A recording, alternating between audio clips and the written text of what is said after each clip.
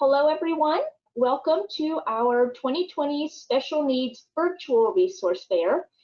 Things are a little bit different this year because of the pandemic and our inability to gather together in large groups right now. So I hope that you find a lot of information from our presenters here. Our very first presenter coming up, we have Jeff Jones. He is the Therapeutic Recreation Supervisor with our Forsyth County Parks and Rec system, and he's going to talk about the Therapeutic Recreation Program. So let me get him in as presenter, and take it away, Jeff. Good morning, everyone. Thank you for joining us today as we talk about our Therapeutic Recreation Program. I'm going to shut off my camera and turn on the presentation, and we're going to follow along. We're going to do some questions at the end. So let's start the program.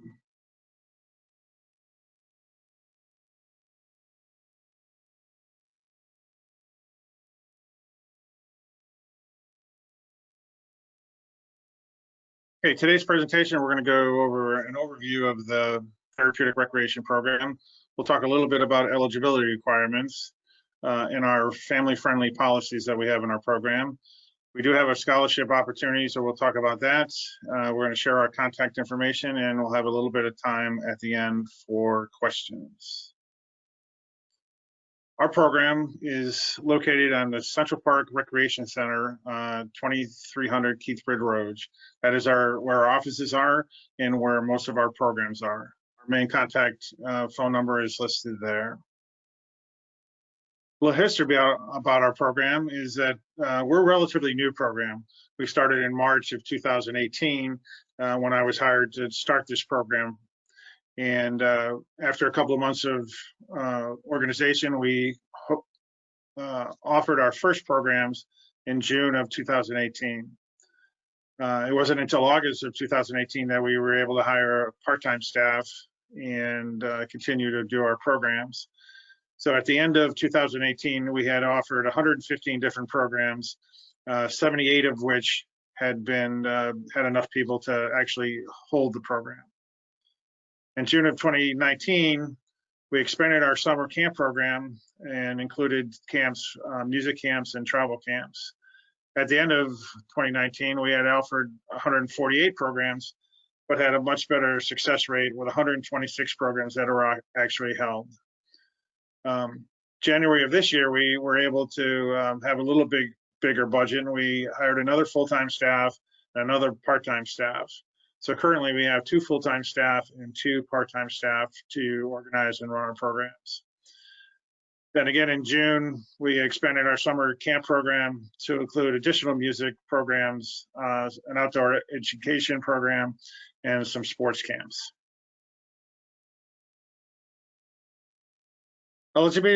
Eligibility for our program is pretty simple. It's basically our programs are open to anybody that of any age that has a developmental, physical, sensory, social, or emotional disability or any other special needs. So our program is pretty wide open, and we have a wide variety of folks that participate in our program of all ages and of all abilities.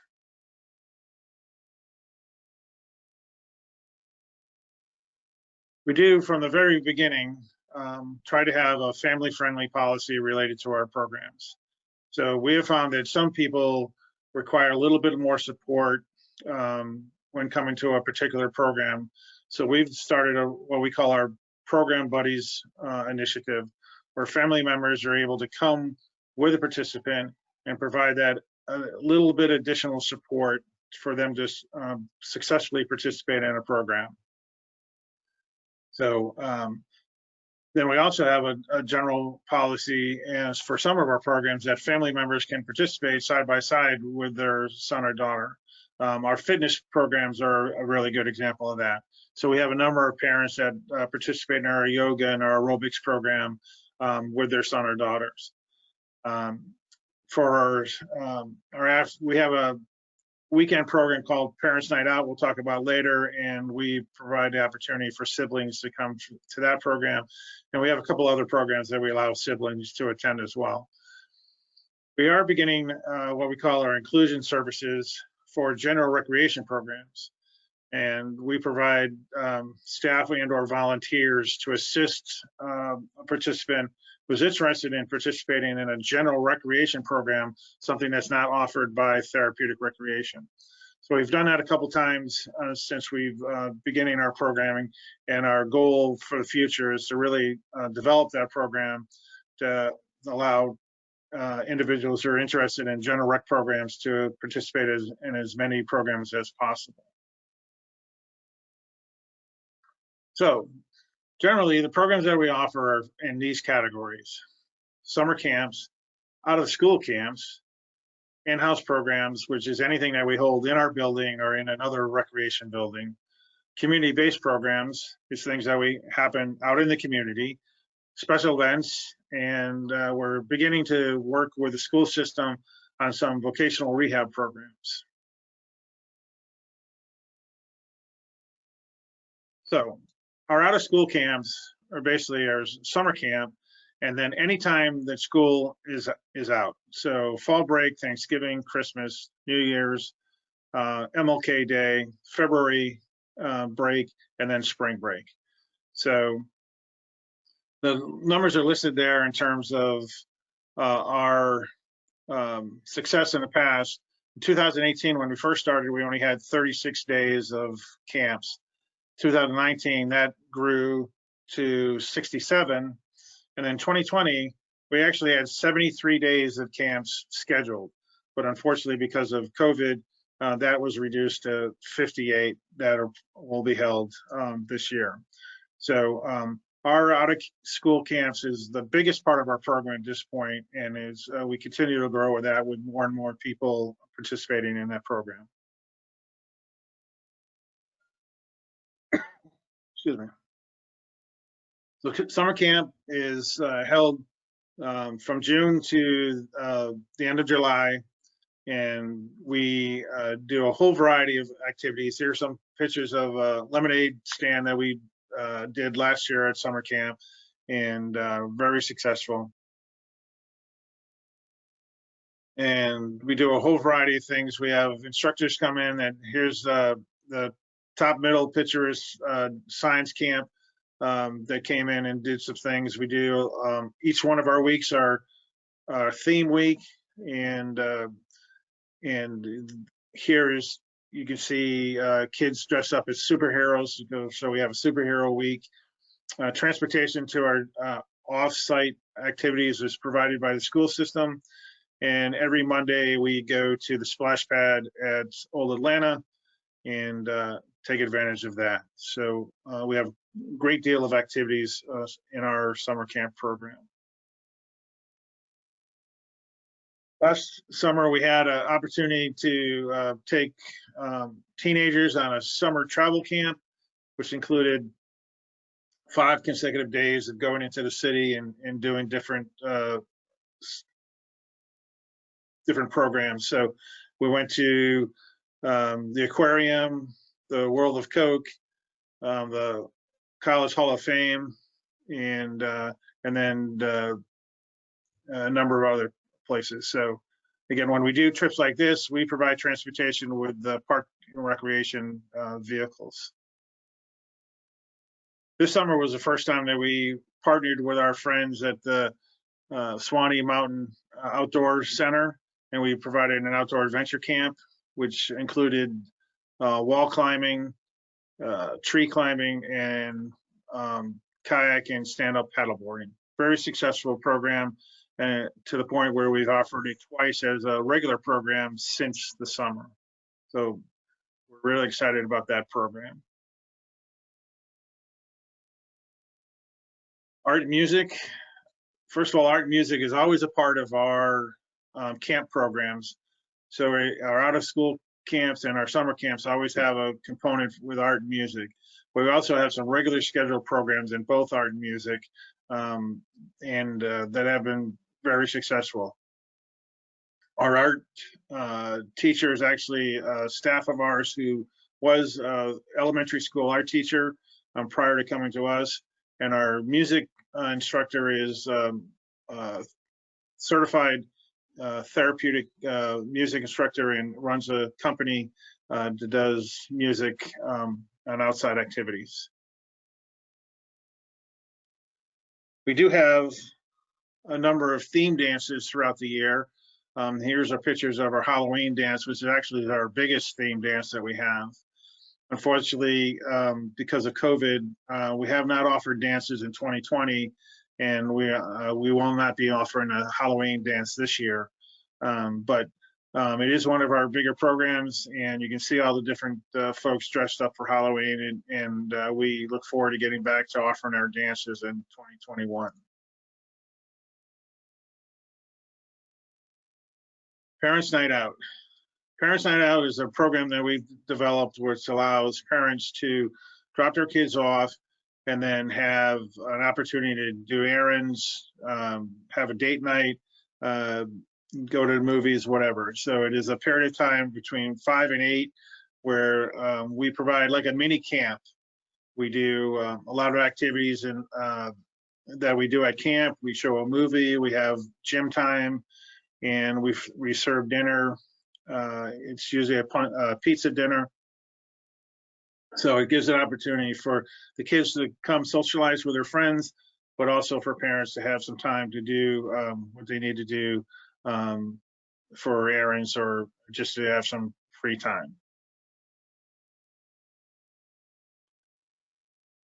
Girls Night Out is a program that's been going for over 2 years now. It is specifically designed for teenage and young adult girls, and we do a whole variety of things. Here's some recent shots of they went to a pumpkin farm just last week, and we've gone to Gwinnett Striper games and do a variety of things.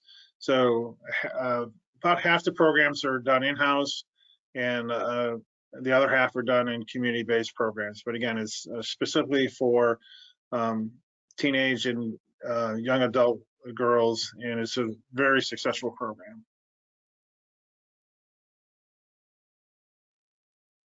Fridays Around Foresight is our community-based program, and we've done a variety of things, including striper games. We've gone to the Lake Lanier Lights 2 years in a row. We've done the rodeo at the fairgrounds and a variety of things. Again, unfortunately, is one of our programs that have been affected by COVID, and we're reducing the things that we're doing in the community right now. But we do offer Fridays Around Foresight as an in-house program, and we're adjusting to that. And again, like a number of things, look forward to being able to get back to our full programming in 2021.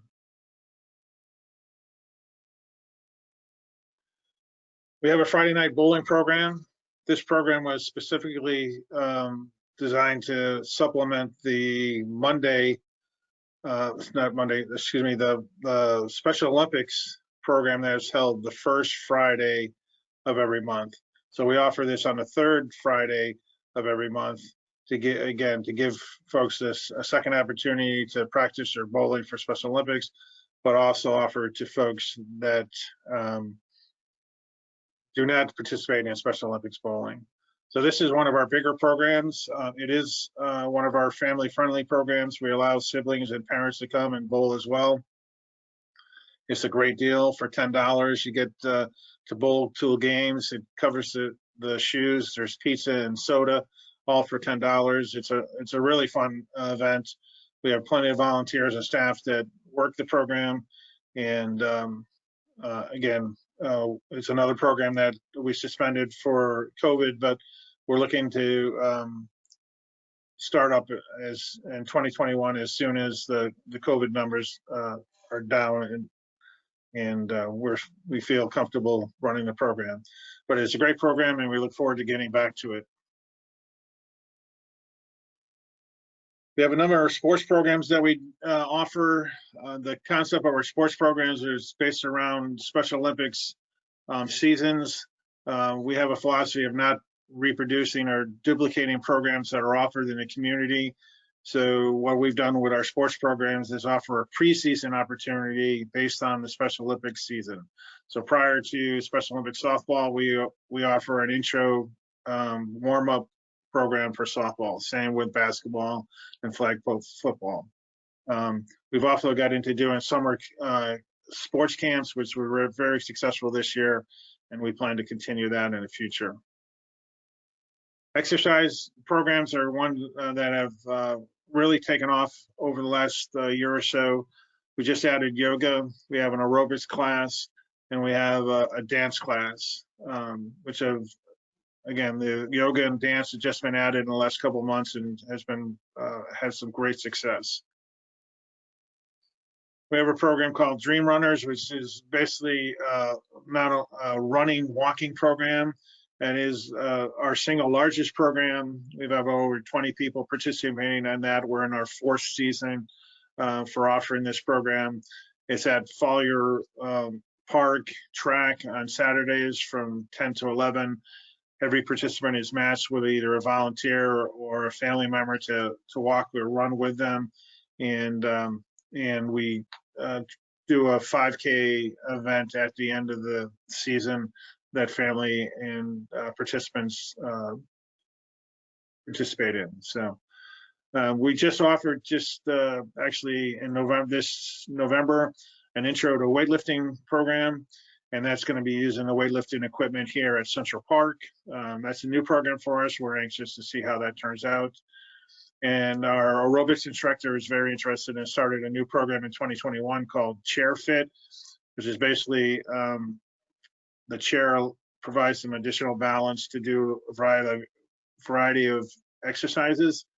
And that, again, is going to be offered in January of 2021. Food for Thought was a program we ran for teenagers and young adults, and it's to try to give them an idea of some activities of daily living related to food and food preparation. We did a couple of field trips where they went to, in this case, a pizza parlor and were able to make pizzas and learn about the food processing business. So it is, again, a very successful program, and we plan to offer it in the future. We do offer a number of special events. We have a visit with Santa every year. We offered a Easter egg hunt just for our special needs kids. And we do a variety of education programs. We work with a local autism family support program, and they bring a number of speakers to the table, including one on special trust and guardianship. And then we had a speaker from the Emerson Autism Center. So we work with them and provide those kind of special activities. We have last year, our first time, what we call Boo Bash, and there was an indoor Halloween program that we did, and we recruited a variety of teenagers from different high schools to come and provide the different stations, and it was a very big success. We're actually offering an outdoor version of that this year, actually today, from 4 to 6 this afternoon. So if you haven't signed up and you would like to bring your kids to it, it is a family-friendly event, so siblings are welcome to participate. Right now, we have over 100 individuals signed up for it. So again, you're welcome to come and join us today. We have a number of wonderful program partners, and they're listed here. So we're involved with a number of groups and to support our programs, and we help support their programs as well. We get the word out through the Park and Recreation Activity Guide. It goes out 3 times a year. Our programs are listed with time, date, cost, and age requirements. And then we promote our activities through a newsletter, and we send out a second newsletter that's called Next Week in Therapeutic Rec to remind people of the different things that are on the schedule. And then for specific things, we send out a flyer that provides all the details related to a particular program. And again, we send that out the week of a program to remind folks of the things that are going on. We do have some required paperwork, which is a participant information form, which covers the general information about a participant and helps staff have an idea of the special needs a particular person has. That information is only shared with staff that works with your sons or daughters. If your son or daughter has a seizure condition, we ask that they do a seizure form as well, which is a variety of information related to that. So again, we can be prepared if a participant has a seizure. Program registration can be done online, which we prefer, but it also can be done in person at each of the 3 recreation centers that are listed here in the county. And all programs are required to have pre-registration. That way we can assign enough staff to cover the numbers. You know, there's a big difference if a program has 10 people or has 20 people. So we need to know ahead of time to prepare for that. Again, registration can be done online. There's the contact information, the online site for Forsyth County Parks and Rec. You go to the program tab, and programs go down to therapeutic recreation, and there you go to view programs and online things, and that'll get you into the next portal, which is the programs, all the listed programs for the Park and Rec Department. There's a section specifically on therapeutic rec, and then you hit that and you get all the different classes offered by therapeutic recreation. You click on that and you can register. You have to have an account. Some people are new to our program and don't have accounts, so we have 2 handouts that we can send you: how to open your new Park and Recreation account, and then once you have an account, how to register for programs. There's very simple handouts that will teach you how to get it, get your program set up, your account set up online, and once you do that, you're good to go to register for any of our programs. I mentioned the scholarships earlier. We do have a scholarship. If you go to the Park and Rec website and go to the tab How Do I, and go down a couple of spaces, you'll see Apply for a Scholarship. Scholarships are provided by Forsyth County Parks and Foundation, and we're very privileged to have that opportunity to provide that for that. Scholarships only go to children 17 years and under, and they must be a county resident, and there is a requirement that you are qualified for the school-free and reduced price meal program. If you have any questions about that, we can walk you through the process. We also provide third-party connections with third-party payers. The biggest one is Avita, Acumen, and then after that, the Georgia Community Support and Solutions that reimburse families for fees related to therapeutic recreation. Currently, we work with over 40 families that have that set up and use to reimburse their expenses related to therapeutic rec programs. We're, like I said, a relatively new program. We look to do some, always looking to do more programs in the future. The things that we have on the drawing board to come up is STEM programs, a CrossFit program to add to our exercise list of activities, to continue with the outdoor adventure programs that we started this year, continue to expand our summer camp programs, but also offer a variety of summer programs for people who are don't go to summer camp but are looking to do things during a summer vacation. And then to increase the number of ADL, activities of daily living and life skill classes that we provide to teenagers and young adults. So that is a really quick overview of our program. We're at a position now to do some questions and answers. Again, here's my contact information. Please write down my phone number and or email. I'd be glad to answer any of your questions at any time. And I'm going to turn on our camera now, and we're going to answer any questions that might be out there. And I just want to remind anybody listening, if you have any questions, this is being recorded and is going to be posted publicly for anyone who could not make the webinar, so they can watch it later. If you have any questions, feel free to, you should have a hand option to raise your hand. If you would like to type your question into the box on your control panel, I'd be happy to read out any questions to Jeff here. If you want to actually ask your question verbally, and feel free to, again, raise your hand, and I'd be happy to turn on your microphone so you can speak, and turn on your webcam if you'd like. So feel free to ask any questions now, or you can, like he said, contact him later if you have personal information that you need to share and ask about.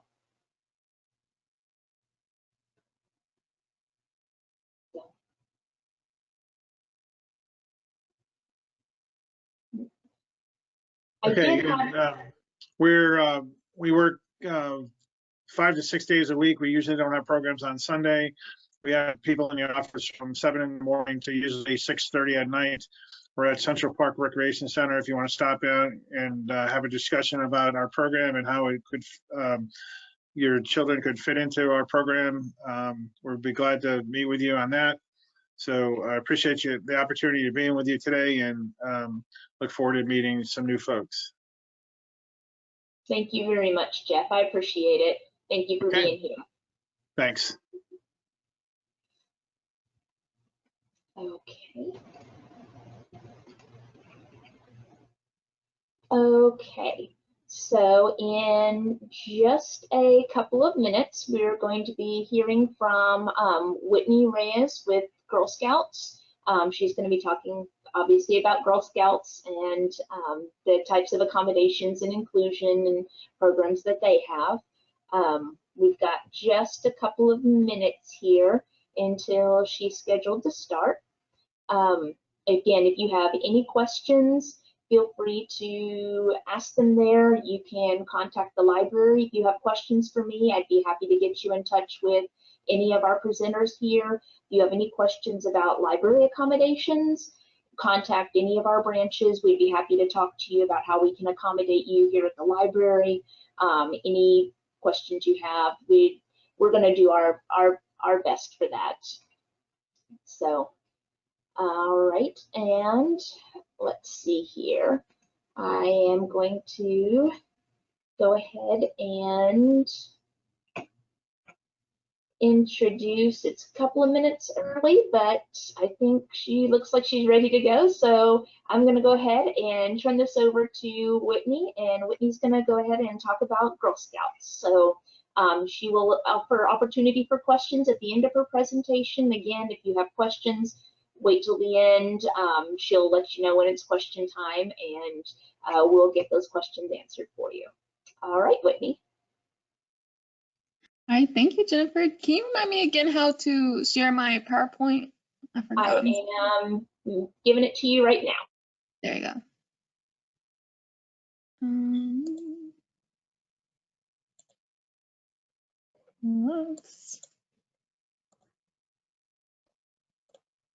There, can we see that?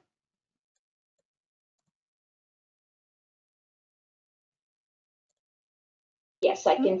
Yep, we can see your screen. Okay, perfect. Let me move the sign.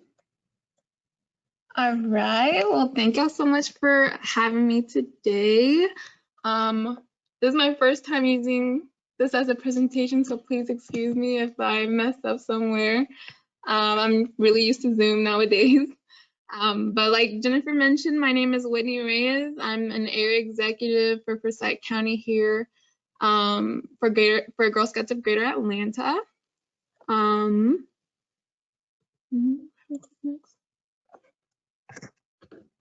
Okay, yes. I was so happy to be asked to come talk about Girl Scouts and to really talk more about how Girl Scouts is for every girl, regardless of physical or cognitive ability, race, ethnicity, background, family structure, religious beliefs, and socioeconomic status. At Girl Scouts, creating an atmosphere of acceptance and inclusion helps forward our mission of building girls of courage, confidence, and character who make the world a better place. Here you can also see the Girl Scout Promise and Law, which is like our code of ethics at Girl Scouts. These are our Girl Scout values that should be used thoughtfully and in everyday life.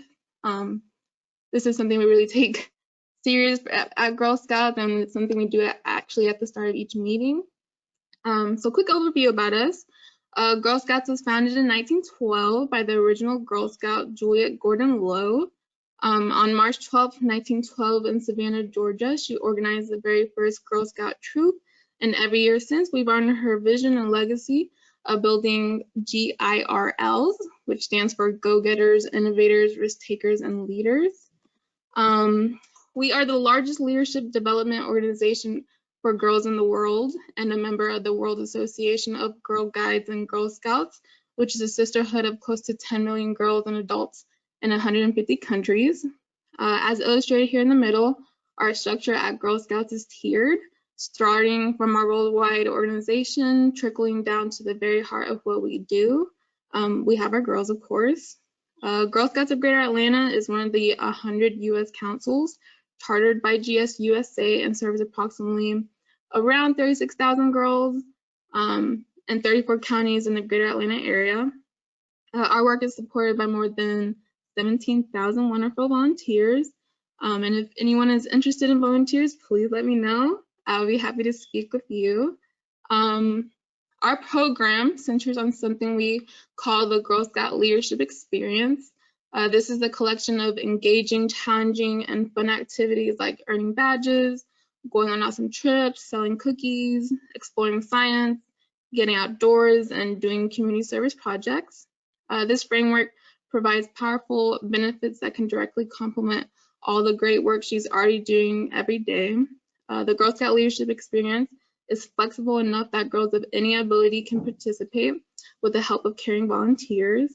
Our program encourages girls to discover themselves, connect with others, and take action to make the world a better place. Guided by supportive adults and peers, Girl Scouts engage in age-appropriate activities that are girl-led, cooperative, and hands-on. The Girl Scout Leadership Experience is one-of-a-kind leadership development program for girls with proven results. It is based on time-tested methods and research-backed programming that delivers fun with a purpose by helping girls gain valuable life skills and amazing new experiences, all while having fun and building friendships, of course. How girls learn is just as important as why they learn, and the Girl Scout Leadership Experiences makes the difference. Everything a Girl Scout does centers around our 4 core program pillars displayed here.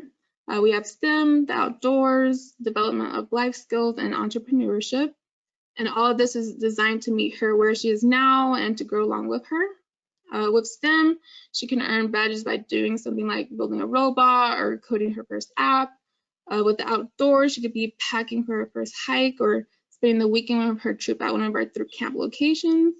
She'll be able to develop life skills along her Girl Scouts journey. For example, by doing something like serving her community or by earning a badge on public speaking. And then finally, our Cookie and Treats and Keeps program supports our entrepreneurship pillar. Fun fact, our Cookie program is actually the largest girl-led business in the world. And you can see here that by our girls participating in our Girl Scout product programs, girls become entrepreneurs and learn life skills for a lifetime. Both our programs teaches goal setting, decision making, money management, business ethics, and people skills. At Girl Scouts, she'll have an exciting array of choices to suit her interests at every age. While she may be exposed to these subjects at schools and other youth programs or even on her own, at Girl Scouts, she'll experience them in a unique way that puts her on a path to a lifetime of leadership, adventure, and success. Our program is dedicated to exposing girls to as many opportunities as possible. Yes, right here.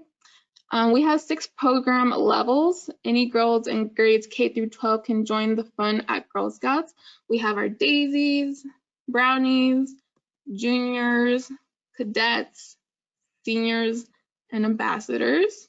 I know sometimes people don't remember Girl Scouts as only brownies, and they think brownies is a separate thing from Girl Scouts, but really it's the same thing, and ambassadors is a new thing. So it's been growing over the years, but this is how it is now. Whether you want to be a part of a troop, sign up for exciting series or events, explore the outdoors, or travel the world, each age level has something for her. There are tons of ways to have fun and participate in Girl Scouts. It all really just depends on what she's interested in. You can join a troop that is inviting new girls, start a new troop, or even join as a Juliet, which is a Girl Scout that does our program independently. It's really whatever works best for you and your girl.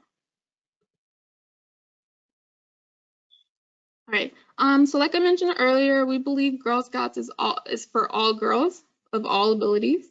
Inclusion is a top priority at Girl Scouts. We strive to provide a welcoming and inclusive environment for every girl and her family. We are committed to serving resources and guides to ensure the participation of girls with special needs. This is done by providing adaptive resources for girls and volunteers, training and education on inclusion and disability awareness, and resources on inclusion. Our flexible Girl Scout program allows our members to adapt to any activity so every girl can achieve success. We believe it's important for all girls to be rewarded based on their best efforts, not on the completion of a task. We believe that if you give any girl the opportunity to do her best, she will. Sometimes that means changing a few rules or just approaching an activity in a more creative way. Today, the focus is on a person's abilities, on what she can do rather than what she cannot. All right, I can go on and on, but I don't want to go over my time. I know it's really quick. I wanted to use this time to answer any questions anybody may have. I also have here my contact information for those who might see it later, like Jennifer mentioned. Yes, that's it for me right now. I know it's quick. All right. Thank you, Whitney. I appreciate that. That's okay. We do have some time for some questions. If anybody has questions for Whitney here, just remember that this this is being recorded, and it will be published publicly for anybody who could not make this webinar to be able to follow up and watch it at a later point in time. So if you have personal information, please do not necessarily share that. Unless you're okay with everybody knowing. If you have any questions, feel free to raise your hand, and I will be happy to unmute your mic at that point. That's not a problem. Or type a question into our question box or chat box if anybody has any questions. Hold on one moment. Let me see here. I do have a question. Somebody's asking, how do they register their daughter? Good question. You can go to our website. I can type it out here. And then there's a join today button there. Or you can share me your information and I'll be happy to reach out to you just in case you want to talk to see if there's any troop availability before you actually sign up. I'm sorry. The other part of the another part of the question too is how young can they register? Can they register a 3-year-old? What's the young? No. Yeah, it actually starts from kindergarten to 12th grade, so any girl that's in kindergarten can register. Okay. Let me see. Or up, kindergarten or up. Okay. Let me see if there's any. Okay. And then so in order to get the information on how to register, they can go ahead and shoot you an email. Yeah. Or does the Girl Scout website have a registration option on it? Let me share here's my information just in case you need it. You can shoot me an email or you can go to join.girlscoutsatl.org. And there you can start your registration process, but I know a lot of parents like to communicate with somebody first before they sign up because it can be a little confusing trying to look for a troop because right now our system's changing, updating to a newer system, and some troops may be open, some may not, and I know a bunch of troops that are technically closed in the troop catalog. that I could reach out to and see if they're open, or I could talk with you to see which like what troop meeting might work best for you. So I would strongly recommend we connect first. Somebody else had asked ahead of time if their child is in a wheelchair, are the Girl Scout camps and do the troops make accommodations? Are the camps wheelchair accessible? Can they Yes. still participate and earn badges for a hike if they're in a wheelchair and such? Yes, yes, of course. So we believe everyone deserves to be able to have the opportunity to achieve a badge or earn a badge. It may look a little different than some other girls, but we adapt and may do things a little bit differently. But whatever her best ability to earn the badge, we'll try to work with her to earn that. So anybody, even if it's wheelchair or any other thing that may arise, we accommodate. Our camps, of course, have wheelchair accessibility. So yes, that's something we always try to strive for girls to be inclusive, everything, even no matter what situation they're in. Okay. Thank you. Okay, and I'm not seeing any other questions at this time. So again, if anybody does have any questions, anybody who's watching it later, feel free to email or call Whitney here. She'd be happy to help you find a troop in your area or answer any questions you might have about accommodations. And she's going to work hard to try and get your girl into the program so she can have some fun, and she's definitely able to be a Girl Scout regardless of her abilities. Yes. And we have a bunch of great volunteers in the area who themselves have daughters with special needs. So they, of course, know how to talk with troops, how to talk with girls, how all this works. So we have a bunch of leaders and like parents like y'all here. So Okay. we're happy to help anyway. Thank you very much, Whitney. We really appreciate you coming out today and talking to us. All right, no problem. Yeah, thank you, Jennifer. All right. All right, bye. All right. So hold on one moment. I think I've got another. Oops. Give me one moment. I'm sorry. I'm trying to see. My questions box is very tiny, and I'm trying to see all the questions. I did have a question. Will the presentation be available sometime soon? Yes, I am hoping.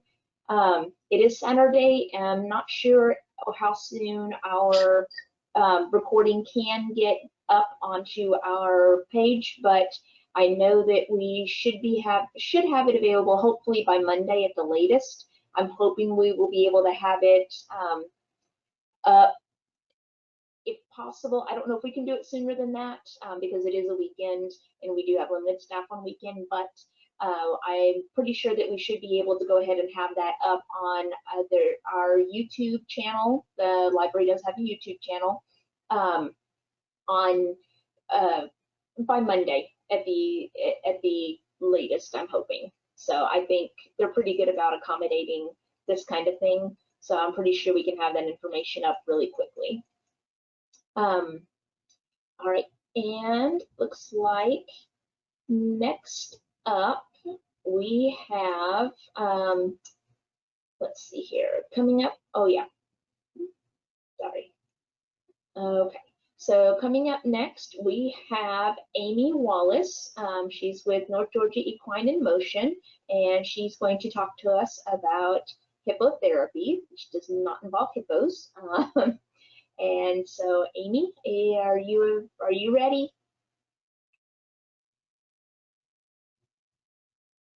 Okay. And I can't hear you. Are you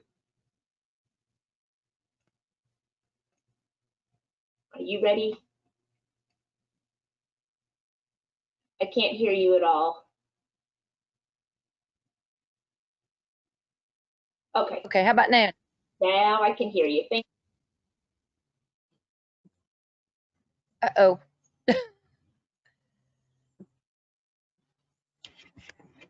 Good morning. Welcome to North Georgia Equine in Motion. Behind me, we have our therapy arena. And I just wanted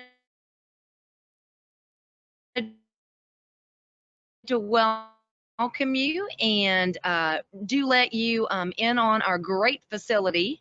For those with hippotherapy, we are occupational therapy, speech therapy, and physical therapy offered on horseback. As you can see, I'm going to try to turn our camera around here and you can sort of see our arena, all kinds of activities to do. We do serve children ages 2 until the ages of 20 who have any type of special need in terms of autism spectrum disorder, cerebral palsy, Down syndrome, attention deficit disorder, any type of developmental delay that presents a challenge in terms of their physical, sensory, social, or adaptive behavior needs on a daily basis. We are a small part of a comprehensive program that these children participate in. Most of them also participate in therapy sessions at school as well as at other private clinics, and this can be an additional supplement for their therapy programs. We meet Monday through Friday. Most kids come once a week. Some kids come twice a week, depending on their referrals and their insurance. We do accommodate children with wheelchairs, walkers, or those who are unable to walk, and we can help them transfer on to their horse. This does, when we begin their program, we do a therapy evaluation. We pick out a customized program that will meet their therapy goals, that will incorporate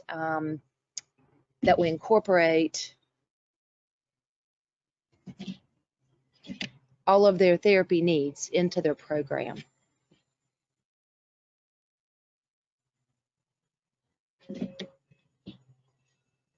And let me show you a little bit about kind of some of the activities that we do. Once the kids come, they actually get onto their horse and they actually ride over various obstacles. Okay, and we also have an outside area that the kids can also ride their horse on the trail. As you can tell, we have lots going on around us in terms of Saturday activities in our neighborhood surrounding. So we also have all kinds of amazing activities for the kids to do to incorporate motor and sensory. We also work on their learning needs. And I'm going to go down and let you meet some of our horses. We do have 5. This is 2 of them. So I'm going to introduce you to 2 of our horses. Say good morning, guys. Say good morning. This is Miss Cindy, one of our favorites. She is a sweet, sweet horse and loves all of our sweet kids. Say good morning. Oh, and this is another one of our favorites. This is Mr. Whalen. He says good morning. He so loves to do therapy with our kids. Good morning. We definitely have favorites here. These kids love their horses and make special connections with their friends. They also get to know and develop relationships, which is a big part of these kids. Some of their goals that we're working on is learning to be gentle, learning to be friendly, learning to work with others.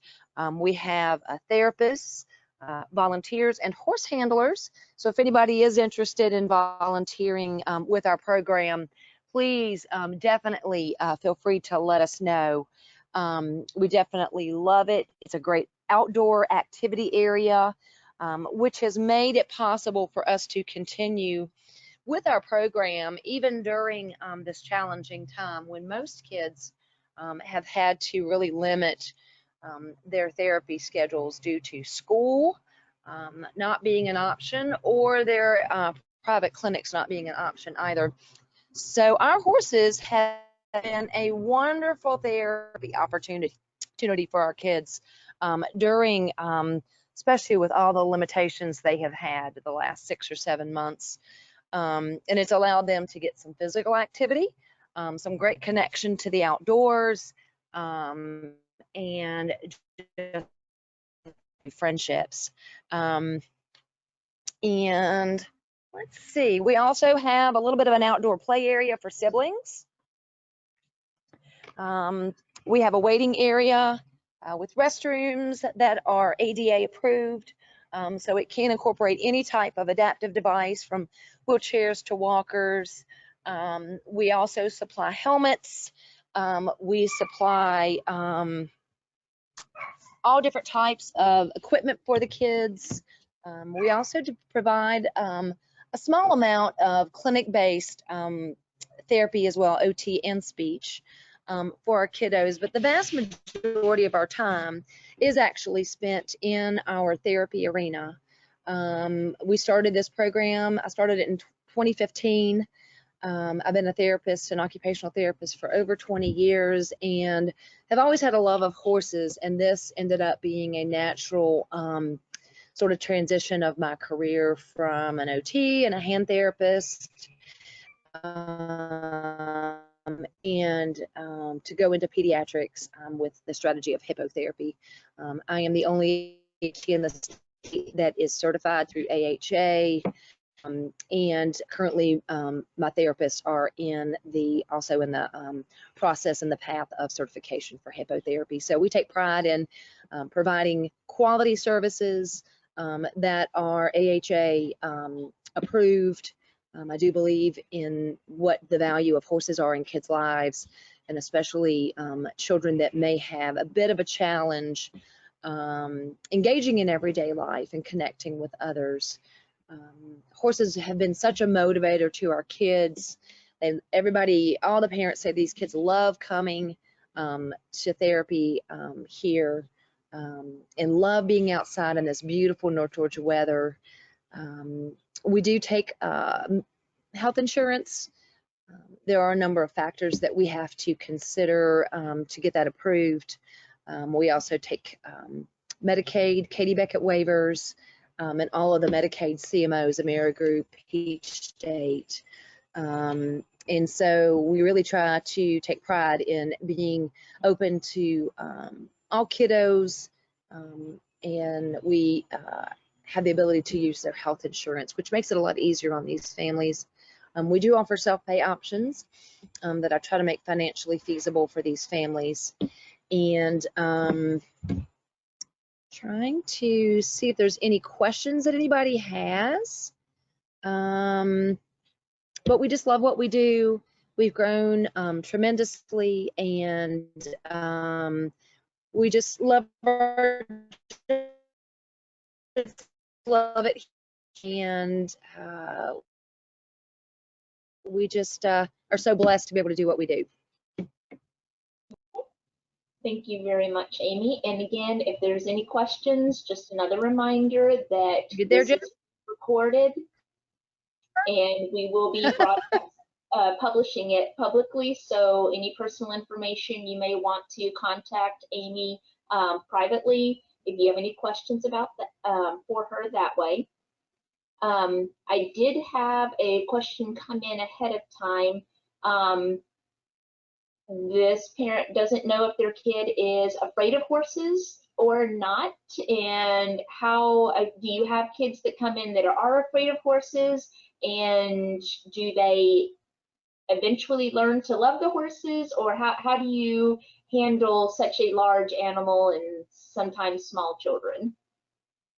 Absolutely, which is a very good question.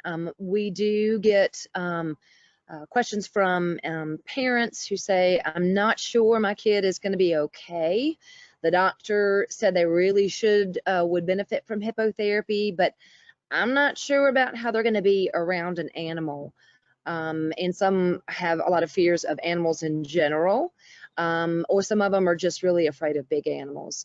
We have found when those scenarios do come up that we let the child sort of, we encourage and prompt and give them support, but we also just let them get comfortable at their own pace.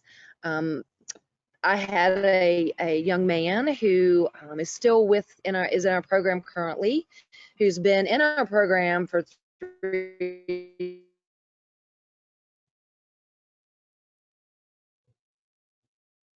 Hang on. You're lagging a bit. Years when he first started, he would not get 20 feet of a horse. And we had to on, and he begs. Hold on one. Oh, am I there? Yeah, we heard what you Okay. said. I think My back. you got stuck with how long it was. You're frozen again. Yeah, it took about 2 months before he was willing to touch the horse. And we just had, oh, sorry. Okay, go ahead. Okay, it took about 2 months to get him, I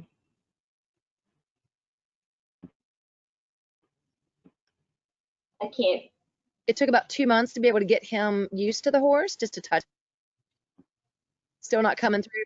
Sorry. It's okay. You're just, it's lagging a little bit. So we see you moving around sometimes and hear your voice a little separate. I think you're, Okay. yeah, I think you're good. Well, I'll just keep going. Okay, it took about 2 months to get him used to the horse in terms of touching the horse. And eventually he now runs to the horse, loves it, and rides, and it's his favorite activity to do all week long. So sometimes it does take some time. But we often find if we give them the opportunity and meet them at where they're comfortable, they are able to really get over those fears and actually love this. But sometimes it's not an ideal activity for kids. Some of them have other issues with those anxieties that may not be ideal for them. Okay. I do have a couple of questions here. How long is a typical therapy session?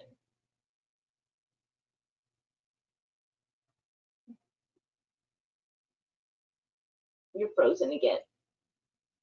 Okay.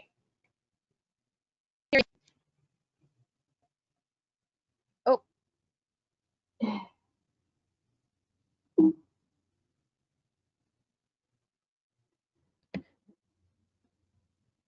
Sorry. Okay. There's a little bit of a lag, but we can hear you. Your voice is coming through. So how long is a typical therapy session? In general, it lasts from 30 to 45 minutes.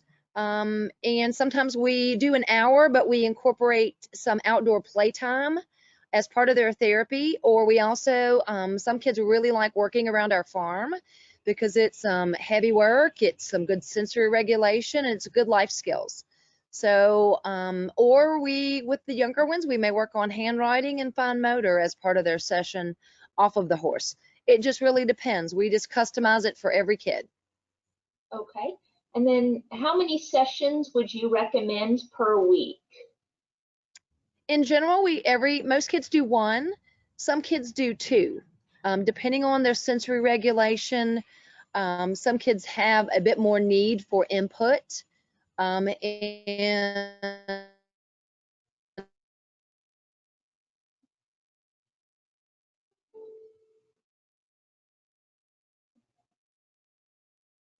You're frozen again.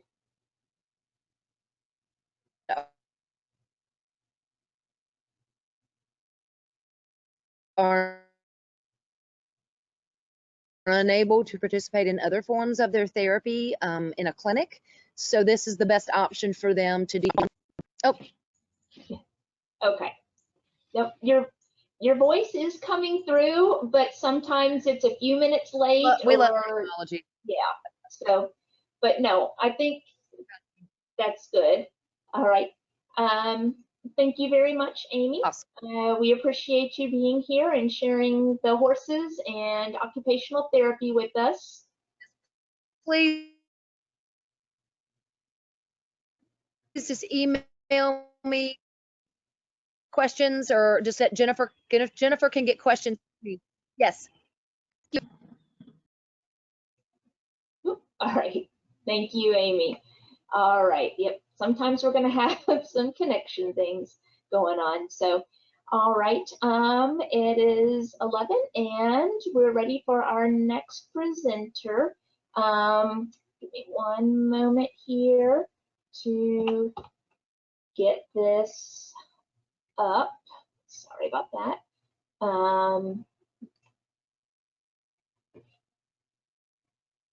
I'm still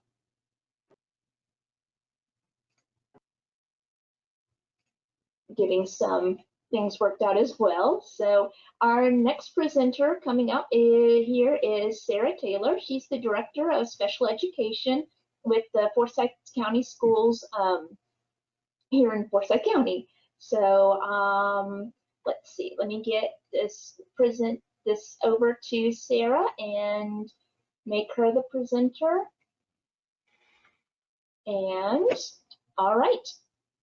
Are you there, Sarah? Morning. Yes. Hey, Jennifer, can you hear me? I can. Great, great. All righty. Well, I'm going to go ahead and try to pull up my presentation for this morning. Oh, good. Awesome. Okay. So, yes, so Jennifer has allowed us to be a part of this resource fair for several years, which we really appreciate, so that we can share with our community a little bit more about our special education department within Forsyth County Schools. So we're glad to be here today. So just some basic information just to share. We have over 42 schools currently right now, and actually we have 5 facilities that are under construction right now. So we're adding East High School and Hendricks Middle will open up next year. Along with, we have a new alternative school building that we are building, also on a performing arts center that we're super excited to share with our community. And then also we have, in 2 years from now, we have New Hope Elementary that's opening up. So as you know, as you can see, we continue to grow. Currently, we have over 51,000 students in our district. Our count as of October of this year right now, we have 6,694 students with disabilities. So that's about 13% of our overall student population. We do have many of our students sometimes spend most, right now currently 66% of our students that have been identified to need special education services spend 80% or more of their time actually in the general ed setting. So when you think about special education, it's not necessarily a special classroom these students go to or a special building. They really are involved in our general ed classroom, and we are very inclusive school district. We serve ages, what a lot of people don't realize is that we serve ages 3 through 22. So we're very proud of our preschool special needs program. And again, that starts, we have these students transition from typically a program called Babies Can't Wait that serves students from birth to 3, and then they transition to us at 3. So we have that program. And then some of our students need a little bit longer time with us, and so they'll stay to through 22.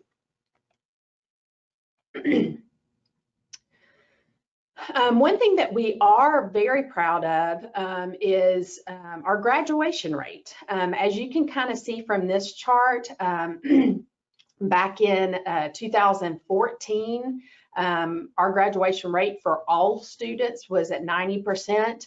But if you look on the right-hand column, you'll see for students with disabilities, our dropout rate, our graduation rate was only at 60%. And so that was one area that we really wanted to focus in on. And so, and sometimes it's a challenge because you have to get the graduation rate. The students actually have to graduate within 4 years and 1 semester. So it is a challenge sometimes because we know our students might just need a little bit extra time. But as you can see, over the years, we have increased this graduation rate. And so in 2019, we're still waiting for 2020 numbers, but 2019, our overall district was at over 94%. And as you can see, with students with disabilities was just right at 80%. So we're super excited that this number has continued to increase. And really, if you looked at how many students they might be with us for 5 years, 6 years before they graduate, but they do graduate, this number would even be more significantly higher. But we're excited about that and excited to share. So in this chart, it's really tiny. You may not be able to see it. The purpose of this chart is just to kind of show you some data about our overall enrollment numbers over the past 9-10 years. You know, of course, as a district, we've grown substantially. You know, back in 2010, we were over at 34,000. Currently now, like I said earlier, we're actually at 51,000 now. But our students with disabilities also, that number has increased greatly over the years, and you can see the difference. But overall, if you look at the very bottom line where it says total percentage of enrollment growth, you'll see that our overall growth is at 44%, over 44% for the district. However, for students with disabilities is at 68%. So we're growing at a faster rate. And I attribute that to our fabulous schools and our community in general as a whole really embracing students and adults with disabilities and having lots of resources within our own community to meet those needs. So we see families moving to Forsyth County Schools for our education programming and meeting their child's needs with disabilities. So just wanted to point that out. So like I said earlier, most of our students are fully included in many of our classes. However, we do have a need that some of our students, and it's not a large population of our students with disabilities, it's a very much smaller population of our students, but they really have a need for more intense specialized design instruction. And sometimes they get those programs more in a smaller group. And so we have some teachers who really have specialized in working with particular areas. And we've created those classrooms to have some research-based interventions and training for our teachers that we've provided to them in these particular areas. So you'll see on the left-hand column, sort of these are some of our disability category areas. They're not all of them, but these are the ones that we do have some small group specialized instruction classrooms. And the point of this chart really was to show you that, again, the growth that we've had in these areas has been hugely substantial. And so what's really kind of cool is if you go to any of our schools, you will see specialized design instruction classrooms in every single one of our buildings. So again, we're fully inclusive, and you can see some of the areas where we have grown in these classrooms. I do want to point out our pre-K program toward the bottom, two programs I want to highlight. Our pre-K, like I said earlier, we serve students ages 3 and 4, early 5s in our preschool special needs programs. And currently right now we have over 30 classrooms within our district for special needs preschool. We typically like to place 2 classrooms together so those teachers can kind of team teach and work off each other in each of our elementary buildings. Not every elementary has them, but many of them do. And so super proud of that, trying to be proactive in meeting those students' needs. What's not on this chart for pre-K is we actually have a team of about 6 community-based preschool teachers and community-based speech and language pathologists, and they actually go out into our community, in our daycares, you know, in homes, and they actually provide, maybe those students don't need to come in for our specialized instruction classroom. Maybe their areas of need are a little bit more milder, and so those staff members actually go out and serve them out in our community. So that's super exciting to see. And then our Project Life program, and I should say Project Life, Project Rise, because now we have kind of 2 programs, but this primarily for ages 19 to 21. So when our students that have gone and completed high school, and they maybe had graduated with a special education diploma or a transition diploma, then they might still need to work on some vocational skills, some life skills. And we have a program called Project Life and Rise that serves ages 19 through 21.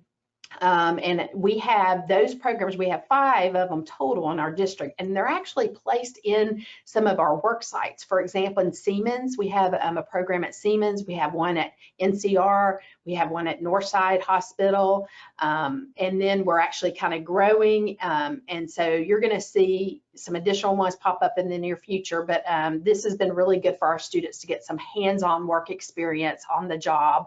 And we have a huge success rate of our students coming out of Project Life that have obtained jobs after graduation. So we're super excited about that. But as you can see, we have 169 specialized instructional classrooms currently in Forsyth County District. So we have worked hard to meet that growth need. Okay, let's see. I didn't see, my screen didn't seem to move. It shows eligibility categories Okay. on our screen. Oh, that's weird. On my one that I'm running right now is just kind of froze. I think it lost connection.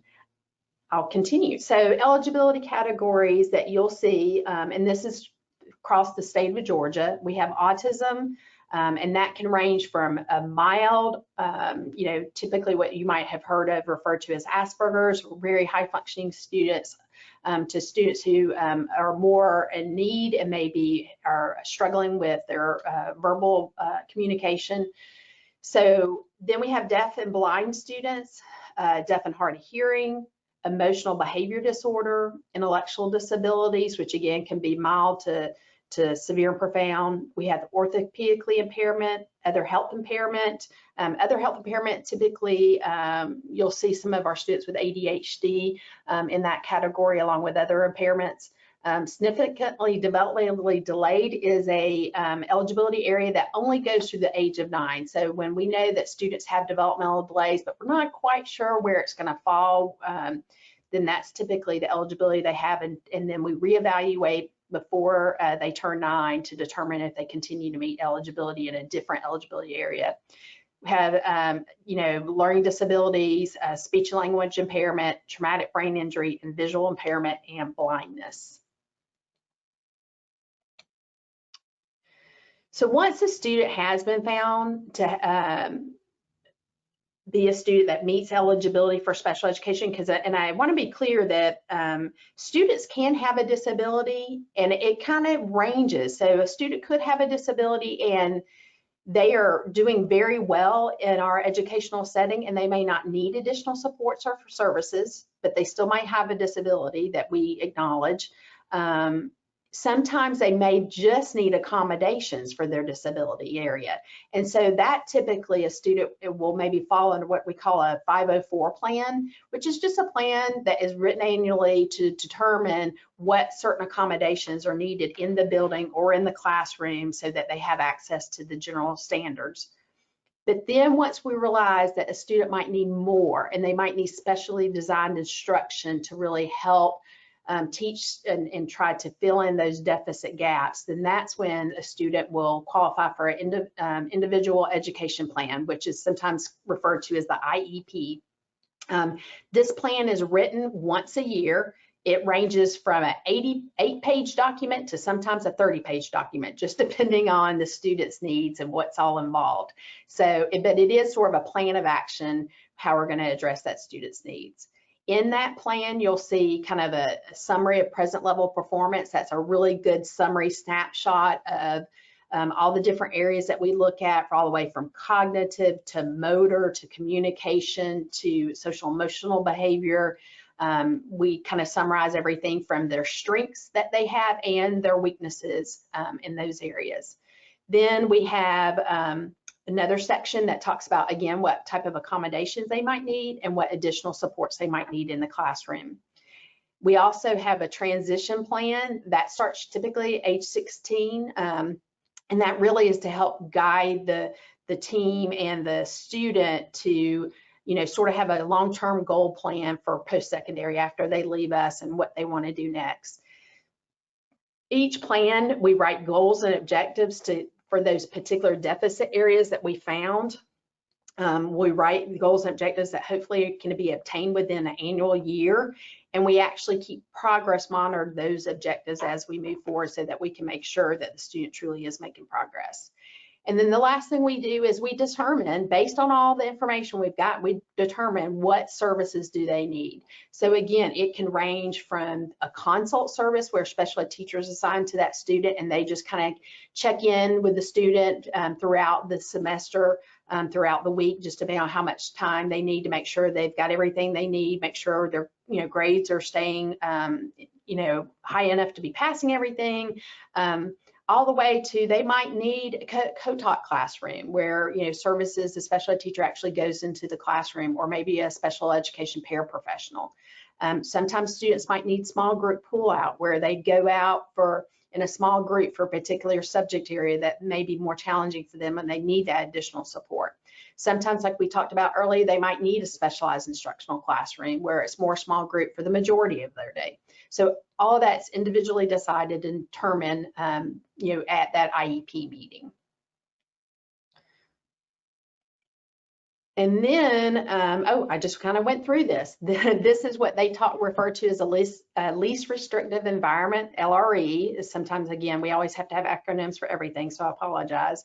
But this is sort of the continuum of services that I just spoke about a little bit about. Obviously, we, again, want most of our students to be integrated in the general education classroom, and we want to meet their needs there. So, that can be done through a consult services, supportive instruction with the special education parapro, or IA is typically an assistant, instructional assistant is what they're referred to sometimes.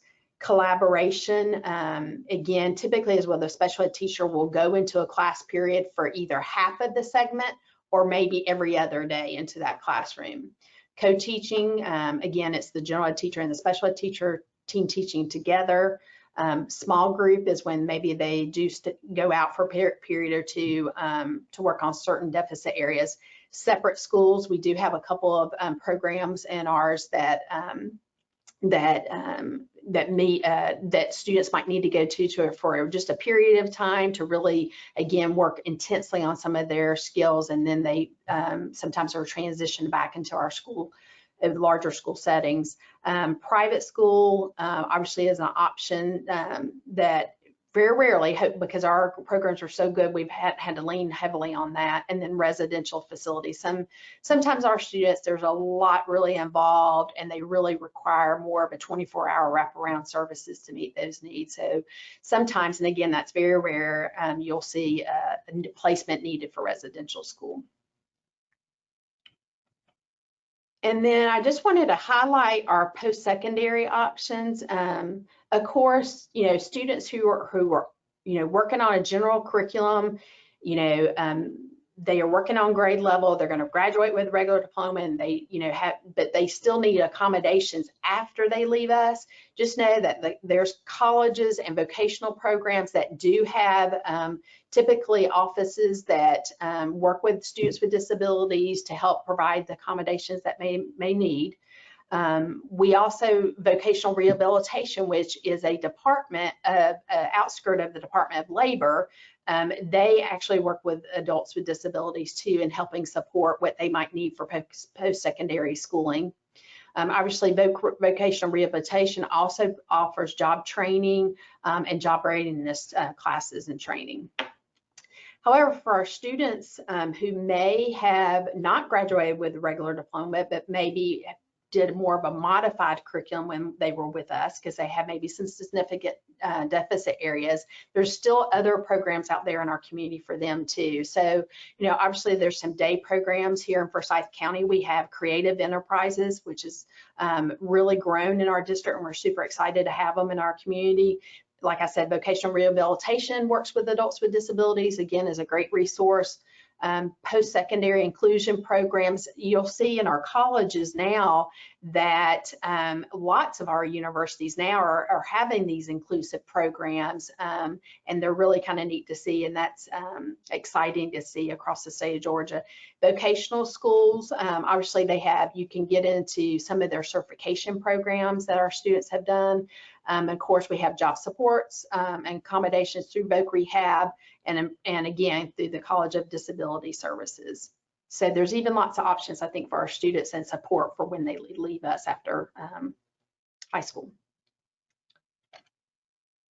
And then just a little bit about our department, just kind of to wrap up. We have a leadership team of about 8 people here at district office that help serve as leaders in our special education department. Of course, we've got administrative assistants. We have about 5 secretaries that help support the work that we do and keep us straight.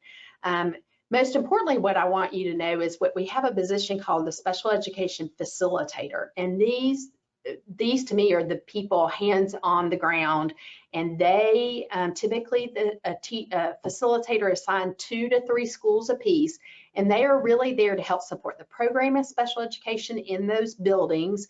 They are there to help work with teachers to support them, provide professional learning. They ensure compliance, that we're following everything that's required with IDEA, and to work with families. And so they're really a good support person that I would encourage you, if you have any concerns, obviously you go to your student's case manager first, but if there's just some overall concerns and you want that and maybe some extra layer of support, then please make sure that your special ed facilitator gets invited maybe to any upcoming IEP meetings. We also have instructional coaches that, again, that work very closely with our teachers so that our teachers know how to meet the student needs of all students. We have a fabulous assistive technology team that works with just academic areas that people need support with, also with maybe some of our students who have communication deficits, and we need to work with them at finding a technology that will work for them to be their voice. We have a fabulous behavior specialist team of about 5 of our behavior specialists that support many of our schools. They help train our facilitators and our instructional coaches so that we're all more fluent about behaviors and can work with our students. And then, of course, sometimes we have students that are on hospital homebound, and we have a coordinator who does that too. So we have currently 38, I think that number actually is a little bit higher now, but on our staff to help support our families in our community and our district for education. And I think here is my contact information, and I think I was going to show one more thing. Good, I've got time.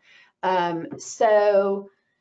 want to highlight our web page. I want to go there for a minute, but before I go there, I want to also, if you make note, we have a parent summit. We do it twice a year. It's on a Saturday. We had our parent summit about, I don't know, maybe 3 weeks ago, and of course, we chose to do that virtually, so we didn't get the turnout we had really hoped for, but definitely, I always say, anytime we help one parent, I'm happy with it, and I'm grateful that we had that opportunity. So, but in February, we have our next parent summit. We have not decided if that's going to be virtual or face-to-face, but we are working on that. So just be on the lookout. Mark your calendars now, February 20th for that. And let me see if I can go to our website real quickly.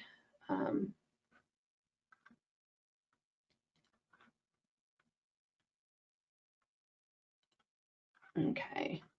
Jennifer, can you see the website I pulled up now? Yes, I see. Yes, you just moved it over and covered all of your dashboard icons, so it's about half page. Is a half page? Okay. Yes. Well, I can make it bigger. Okay. So perfect. So if you go to our Forsyth County School website and you go to district services, you'll see an area for special education.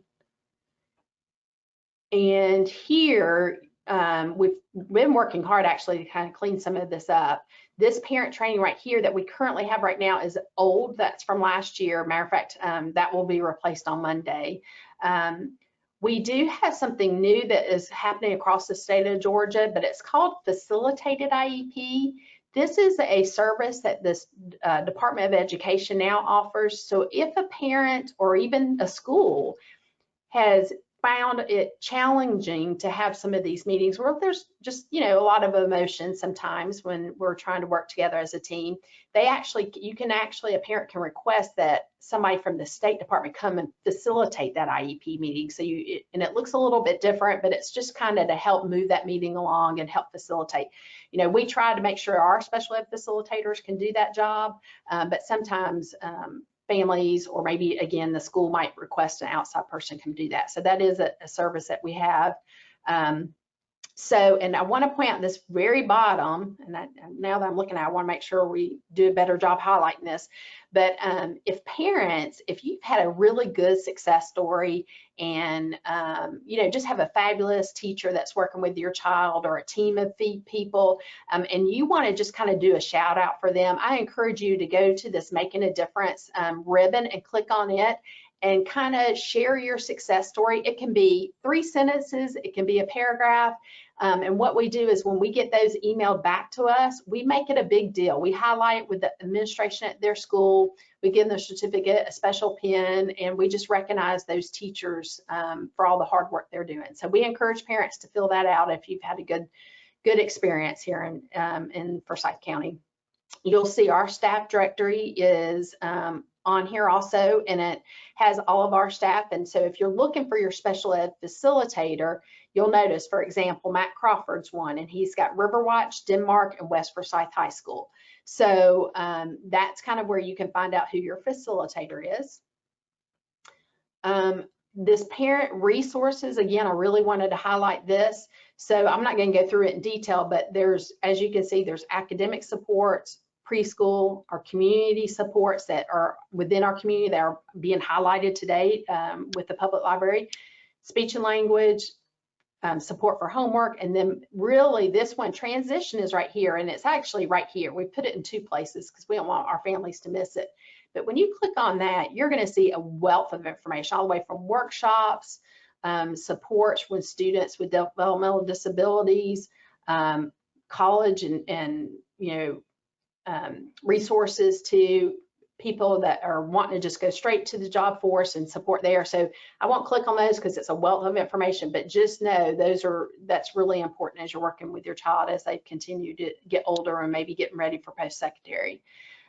We have our preschool team has put lots of great information up on their website also. And then we've got Section 504, you know, that talks about that. Remember earlier I said that maybe some students don't need necessarily specialized education, but they do need some accommodations. And so our 504 information's here. Senate Bill 10, this was a bill that was passed several years ago.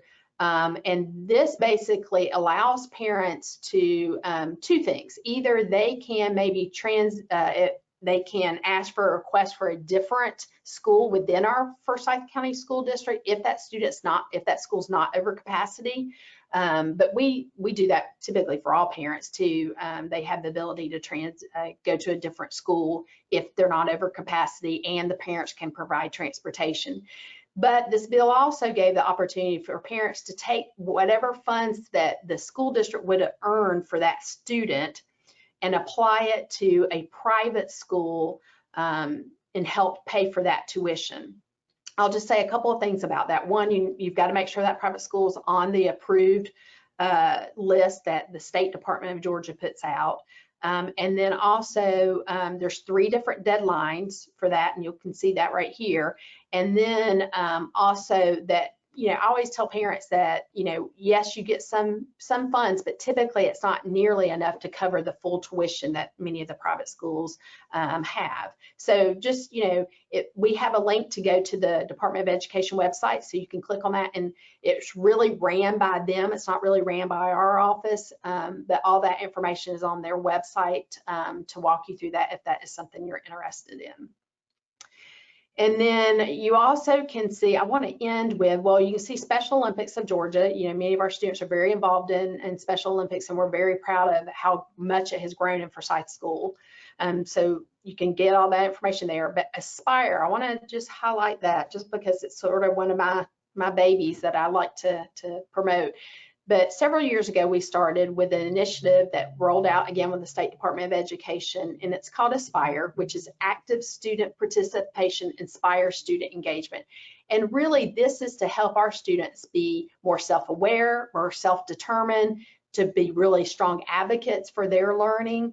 And so these are currently right now, we have rolled it out kind of slowly. All of elementary does it now, middle school, and then hopefully next year we'll start building on the high school.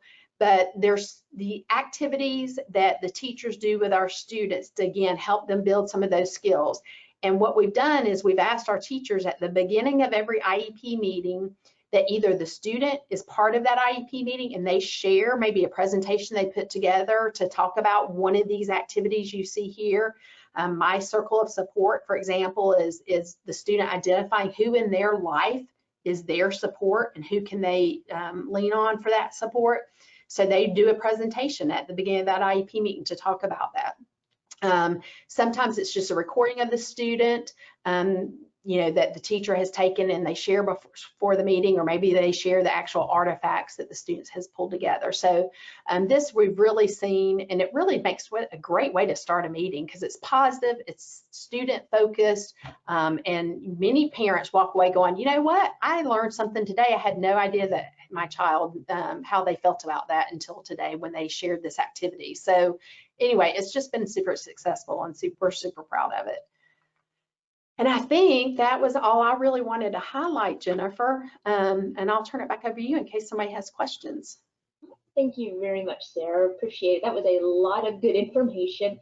We did have somebody comment somebody watching the presentation said they work for Siemens and the Project Life program is excellent. Keep doing it. Oh, good. Very proud of that. Super proud. And I was glad that you showed that preschool portal, because I was going to ask, we did have another question about how would a parent know if their child is 3 and they're struggling a little bit, but how would they know that the school system has that preschool program, and how would they get registered? How would they start that process? And then I noticed, so whoever had asked, if you're watching this webinar, when she went back through and she clicked that preschool portal, there was a block there that says something like, how do I register, or preschool registration for that. Is that where they would need to go? Yes, that tells them everywhere they need to go to register. They also, in the past, it may be a little bit different right now just because of COVID, but in the past too, we do monthly screenings. So if you have a preschooler and you're just not quite sure, but we first can start off by you participating in that screening, where we kind of can give you more information, and then based on that information, again, you may choose to actually go through the enrollment process so that we can fully evaluate your child. Okay. Then I've got one more, just a real quick question. I know we're running over into the next presentation, so just real quick, there was a question. Says, thank you very much for the presentation. My child has 2 autism diagnoses from different doctors, but Forsyth School keeps updating the IEP with speech impairment and developmental delay. Why is that, and how can I change that? Is that a quick one, or is that something they'll need to talk to you directly? Yeah, I would encourage you guys to reach out to me and talk to me directly about that. Earlier, we talked about developmental delay, how that typically covers a student until age 9. So I don't know, for some reason the school just kind of in their mind thinks that they're going to change that to an autism eligibility when they turn 9. That may be the good thing I will say about eligibility areas though, is that regardless of the eligibility label that your child has, we really try to make sure it doesn't really matter, that we try to serve them in whatever the deficit areas are, regardless of the label. So, but yes, I would encourage you to reach out to either myself or your special ed facilitator at your school to raise any concerns that you might have about eligibility and maybe what doctor diagnosis is that you have. Okay, and then just really quickly, how would they know who their child's case manager is? Last question that we'll have time for. Just That's a great question. So typically your child's case manager, who is a special ed teacher, should have already reached out to you at the beginning of school year to introduce themselves, and they are the ones typically who set up all the IEP meetings. If you don't know who that is, I would encourage you to reach out to any administrators at your school and ask them, I need to find out who my child's case manager is, and then they'll point you in the right direction. Good question. all right. Thank you very much, Sarah. If anybody else has any other questions, feel free to contact Sarah directly or contact, again, like she said, your school's administration, and they should be able to direct you wherever you need to go or who you need to talk to. So they're really good about answering questions and getting people to the right person. Thank you, Jennifer. Thank you. Okay. And so I'm going to go ahead and share that our next presenter, and I'm sorry we've run over just a little bit, but you can still take your full time if you need it. But our next presenter is going to be Sharon Howell, and she has Cami Smith with her, and they are with the Forsyth Autism and Special Needs Support Group. So welcome, Sharon and Cami.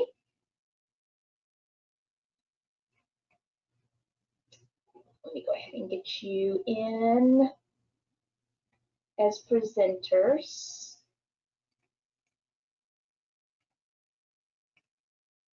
Okay.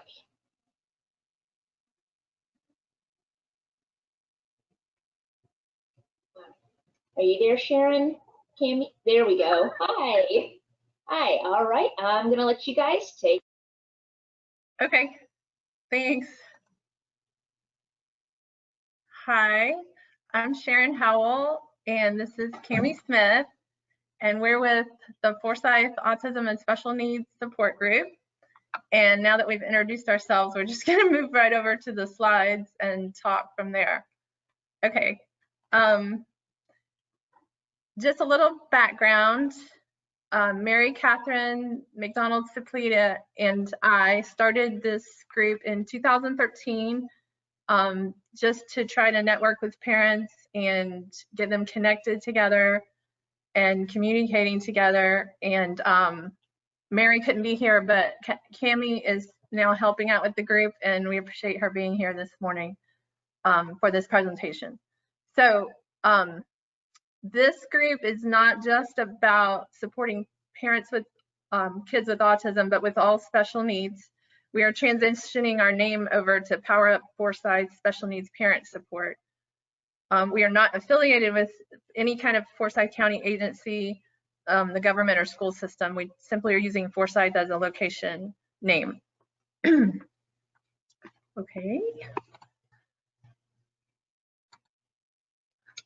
So just what we're about is parents helping other parents.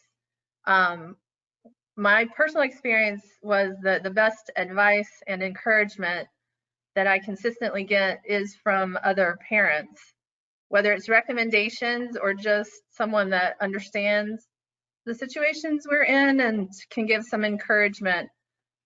This is the place for the best resources and encouragement that I've found. So that's one reason we started the group, and that's the purpose of the group. And just as a notification, we're all volunteers. Everybody who's involved with the group are volunteers, parents who have children with special needs. This is Cami speaking, and I personally have a 19-year-old who's on the spectrum and became involved early on by getting many good resources from the group, and I'm thankful for that. Yes, and I have two kids that are on the autism spectrum. I call them kids, but they're 19. They're boy-girl twins. So they're 19 years old and they are not allowed to turn 20. I've told them already. But anyways, okay. So, so our main method of communicating and support is through Facebook. I have a love-hate relationship with Facebook, but it's definitely a great place to share information and connect with other people. So we use our Facebook group the most. And to join the group, you have to be a parent of a child or adult, doesn't matter what age, with special needs. We also encourage grandparents to join. They are allowed, and anyone that's a direct caregiver, as in they live with this person and daily support them, they would also be welcome into the group. We do have professionals in the group, so we remind folks of that because there are teachers in the public school and private schools. There are therapists. These folks also have special needs kids, and we do not prevent them from joining the group. But that said, we do strongly encourage parents to private message each other when someone asks for feedback on a particular school or therapy place or even doctors and things, because we have, I believe, over 800 members right now. So that's a lot of people that are able to see everything that we discuss on here. Okay, to join the group, please search on Facebook for Foresight Autism and Special Needs Support Group. You do have to have a Facebook account, but once you do, search for the group, and there are questions that when you click to join, there are questions. Please answer the questions, because what happens if you don't, we would try to message you on Facebook, but that's the only way that we can communicate with you. And sometimes people don't see those messages when they come from someone that's not a friend. And so we don't admit anyone until they've answered those questions or we know for sure that they are a parent.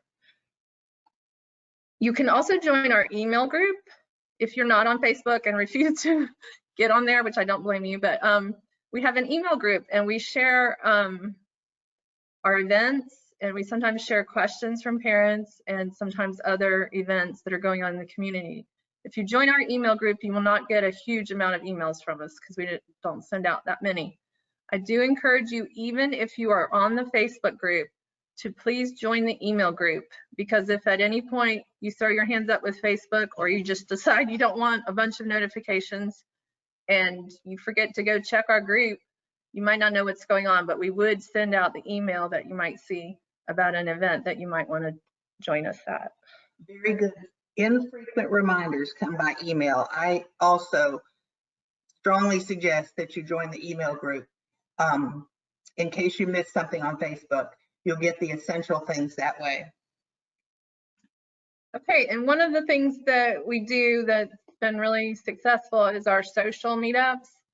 With the onset of COVID into the public, it really slowed things down. We did a lot of virtual meetups while we were all in quarantine, and we still have those from time to time for folks that really don't want to get out. But now we've started back some of our outdoor social meetups. So Cammie's going to tell you about our ice cream social. We are very fortunate. And Chill Hill at Vickery Village have graciously allowed us to come once a month for free ice cream for special need and their sibling young people. So if you've never been to Chill Hill, you should stop by. It's really good ice cream, as Brandon there in the picture can attest to. What I think is really nice, I'm glad Sharon showed it visually, is that we do have dads show up. They don't always show up at meetings, and I know there's lots of reasons for that, but frequently, family friendly event for sure, dads will show up and sometimes get to chit chat. And then they have lovely green space where Julianne is showing you her soccer skills. So the kids usually, it's just a drawing point for the kids to have some social time, and the parents. The nice thing about the green space is what often happens is the kids go out to the green space and the parents have a little minute to chat. The other wonderful thing about it is, if it's time for your family to leave for whatever reason, you just take right off, and no deadlines or guidelines about that. So please join us at one of those when your family's able to. Yep, that's been a really big hit with the group, and it's a great place to get together. Just want to mention also some of our other meetups. We're trying to do a coffee meetup, which I'll show you in a minute, that's going to be outdoors. So like bring your own coffee to a park. And again, we're also doing some virtual meetups here and there, so folks can see each other and talk together. When things finally get back to normal, we do have special speakers come in for meetings, and yearly we have a summer camp fair where we invite summer camp providers out to one place to talk to parents about their programs. And then we also do a parents' night out pretty frequently. Before COVID. We would do these once a month or at least every other month, because we can leave the kids at home or get a sitter and go out and enjoy the company of other parents. There's another group we want to tell you about that Cammie's heading up, so I'm going to let her talk. Special Teen Social Group if you want to search it. But the first thing I want to let you know is that we use the term teen very, very loosely. There is certainly an 8-year-old in the group that I'm aware of and some 30-year-olds. So really, it's anybody who might be interested in activities that age group might be interested in. My intent when I started the group was for us to create situational places and events for our young people to have social time. And we do that, but it also has become a good sharing place for events that we learn about in the community, for special needs, and actually for typical young people, like library events that are often appropriate for both. So I encourage you to explore it. What the failing I've seen in this group, my group, is that my real intent was for the young people to create. I was going to say, Cammie, if you could lean into the microphone just a little bit more, your voice was starting to fade out. It was a little hard to hear some of what you were saying there. Well, that's unexpected from me. Just that I would love for families to encourage their young people to think of events that they might like to create. It's often us moms doing it and dads too, but I would love to encourage our young people to create events, preferred and challenging activities. For instance, if you're good at and comfortable hiking with other folks, you could create a hiking event up Sawney Mountain, but possibly it's challenging for you to think about playing a kickball game. But that might be the time to, in a safe environment with people who understand your needs, for the most part, create an event like that. So please just take a look and browse when you're able. Okay, one other group I want to tell you about. I just started this up, Mary and I did. It's an offshoot of our Power Up group. It's a totally separate group, but Mary and I felt like we needed a place that we could express and encourage parents with special needs within a Christian inspirational context. So if you want to join Power Up Inspire, just search for that, and it's all positive inspiration encouragement there. Okay, and now we just want to highlight our November events for our group and tell you about those and see if there are any questions. So in November, we actually the first day of November, so when it's Halloween, you know, be thinking it's the next day. We're having a coffee and colors. This is where you just bring your own little adult coloring book or whatever, and pencils or whatever craft you would like to do, or even no craft if you don't want to craft. We're just going to sit at a park pavilion and share our own coffee we brought and just talk, get to know each other, and it's a great time to socialize. Perfectly acceptable to bring Coke or tea or water. Coffee and colors sounds cute and wonderful, but feel free to bring any drink or no drink, and any colors or no colors, and enjoy the time together. And we also in November have our next ice cream social at Chill Hill that I referred to earlier. So I really, really encourage you to join us there if you can. I think the folks who've done it seem to come back again and again. And would love to have some new families join us. And again, it's a drop-in event. You can grab your ice cream and go if that's what your family needs to do. If you've got time or inclination, you can spend some time. And either way, we'd love to see you. That's all we got, Jennifer. All right, wonderful. Thank you, ladies. I really appreciate you being here, Sharon and Cammie, and talking about Power Up, which is the Forsyth Autism and Special Needs Support Group. You said you're going to be renaming it. So that's good to know as well. So there's no confusion in the future from people who are looking. I was going to say, I can open it up for questions real quick here. If anybody has any questions, again, remember that this is going to be broadcast publicly. So any personal information, you may want to wait and contact them separately. Feel free to join the group. I'm part of the group, and I've been able to go out. I do have a child with special needs as well.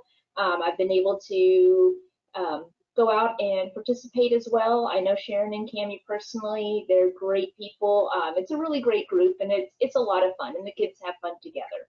I know this is a really weird time to get together, but they're doing a good job about working with social distancing and incorporating outdoor activities at this point. So thank you, Cammie and Sharon. I appreciate it. I'm not seeing any questions for you at this time. So again, if anybody does have questions come up later, or questions again for the group or any of the other parents in the group, feel free to join and ask those questions at that point. So Thank you for the opportunity. Thank you, Jennifer. You're welcome. Thank you. We are running just a little bit behind. That's okay. Our next presenter, and let me go ahead and get this up here, is going to be Stephanie Smith. And Stephanie is with Alexander Academy, and she is going to be talking about this is a private school, and she's going to be talking about her school. So let me transfer control over to Stephanie now, and we'll let her get started. Are you there, Stephanie? I am. Can you see me? I cannot see. I can hear you, but I cannot see you. No, I don't want to share my screen. I see your screen. Do you turn your webcam on? Let's see. I thought it was on. Okay. This is all new. This is all different. And there you are. Right. I don't know what it's doing. We've got you. Okay. It's acting Okay. weird. Yes. Oh, wow. All right. Okay. Now we can see you, Stephanie. Okay. My webcam on my computer does not usually work, and for some reason it is working right now. Okay. Hey everybody, how are y'all today? My name is Stephanie Smith. I started a school in North Fulton County called Alexander Academy. This is our 12th year as a school. I am also a parent. I have a son who is 23, who is on the autism spectrum. And I'll tell you a little bit about us as a school, but I'm going to talk to you mostly today about SB 10. We are located in Alpharetta, in downtown Alpharetta. We work with students with learning differences and special needs. The thing that makes us a little bit unique in the community is our size. We are a very, very small school and have always been a small school with the intention of staying small. We never have more than 25 students in the whole school, and this year we have 18.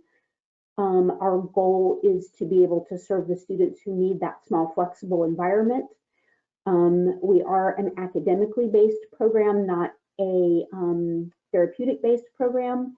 And our goal, we hope, is for students to get to a place where they don't need us and can transition back into the larger school programs. For students who cannot We did last year start a high school program for students to be able to graduate with a regular diploma. We do this in conjunction with Independent Study, which is located also in our complex. And this year, actually, half of my students are in the high school program. So please feel free, if you have any questions about the program, to contact me. I would be happy to talk with you about that. But I know that this was something that was mentioned when Sarah Thomas was talking from Forsyth County about SB 10. So I wanted to sort of jump in on that and give you guys a little bit more information about SB 10. I get a lot of questions about it. I've experienced it from this side as a school. I've also experienced it from the other side as a parent. So I can often answer questions about how the program works. So I'll tell you all just a little bit about it. SB 10 is a program that allows you as a parent to access some support from the state of Georgia to help offset costs for private schools. The Department of Education does put out a listing of schools that are approved for the SB 10 program. So you can't go to just any school, you have to go to a school that is listed on the Department of Education website as being approved. There is not an application process for SB 10. If your child has an IEP within the school year, and they have been in the school for an entire school year, then they are eligible for the program. You can go on to the Department of Education website and go into the program that's called the Special Needs Scholarship Program.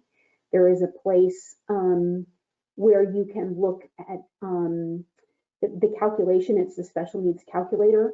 You put in some very simple information about your child, their first name, last name, the county that they're in, the school that they attend, and then your award sheet is presented.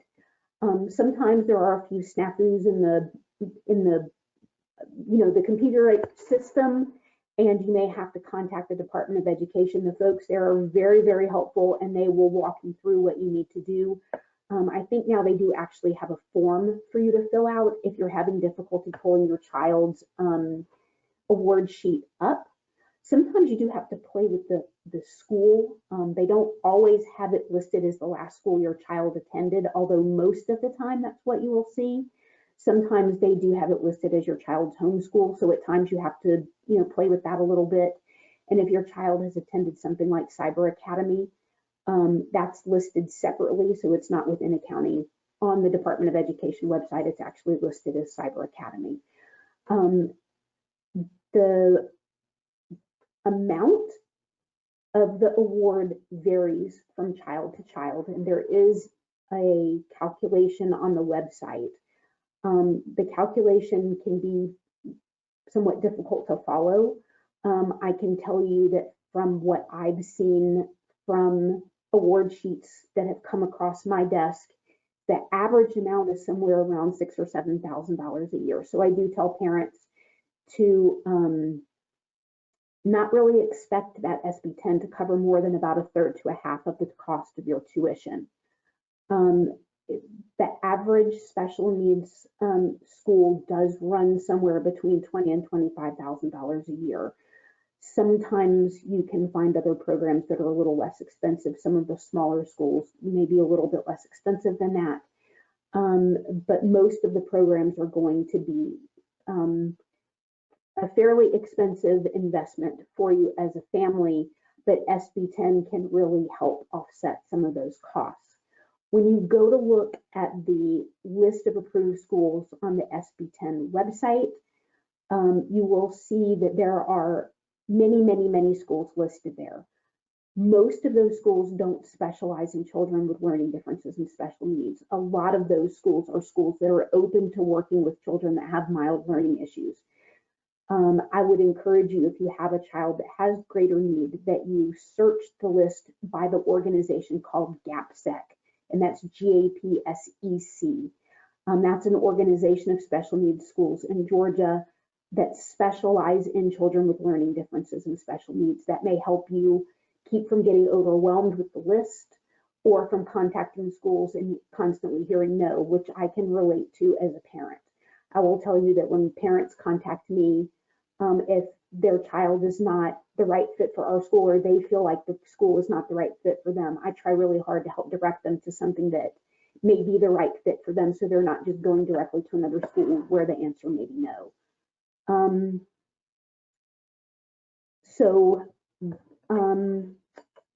The other thing that a lot of parents have asked about as far as SB 10 is concerned is something that's called the medical waiver. So at times there are students that are accepted into the SB 10 program who have not fulfilled that 1 year time in a public school situation, either a brick and mortar building or through one of the online programs like Cyber Academy. There is a form that you can pull from the Department of Education website that is the medical waiver. And I have seen this be effective for many families to be able to access SB 10 if their child has not been able to access a public school situation. I'm not real, I don't know of any families that have tried it since we have been in this very weird situation of COVID. And, a lot of the schools are, doing some time, virtual, or they're doing some time in school, and things are a little bit different than they used to be. But I can tell you that the process, at least from what I've heard from the parents that have done the medical waiver, is not super difficult to do, and that most of the parents have been accepted into the SB 10 program through that medical waiver. Jennifer, I can go ahead and wrap up here to see if there's any questions to get y'all back on schedule, or I can keep going if you want me to. What would you like me to do? That's entirely up to you. You're entitled to your full presentation time. If you've got more to talk about Alexander Academy and the school and feel free to. If you, I'm going to leave it up to you. Well, I'm fine to answer any questions if anybody has them. I mostly just wanted to introduce myself, my school, and give the parents some information about SB 10.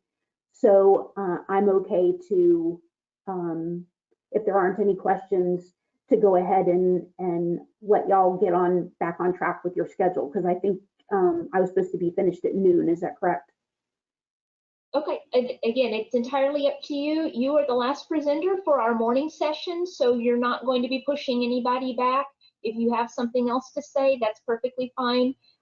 If you want to just end it there and let anybody who has any questions later go ahead and contact you for more information and specific information.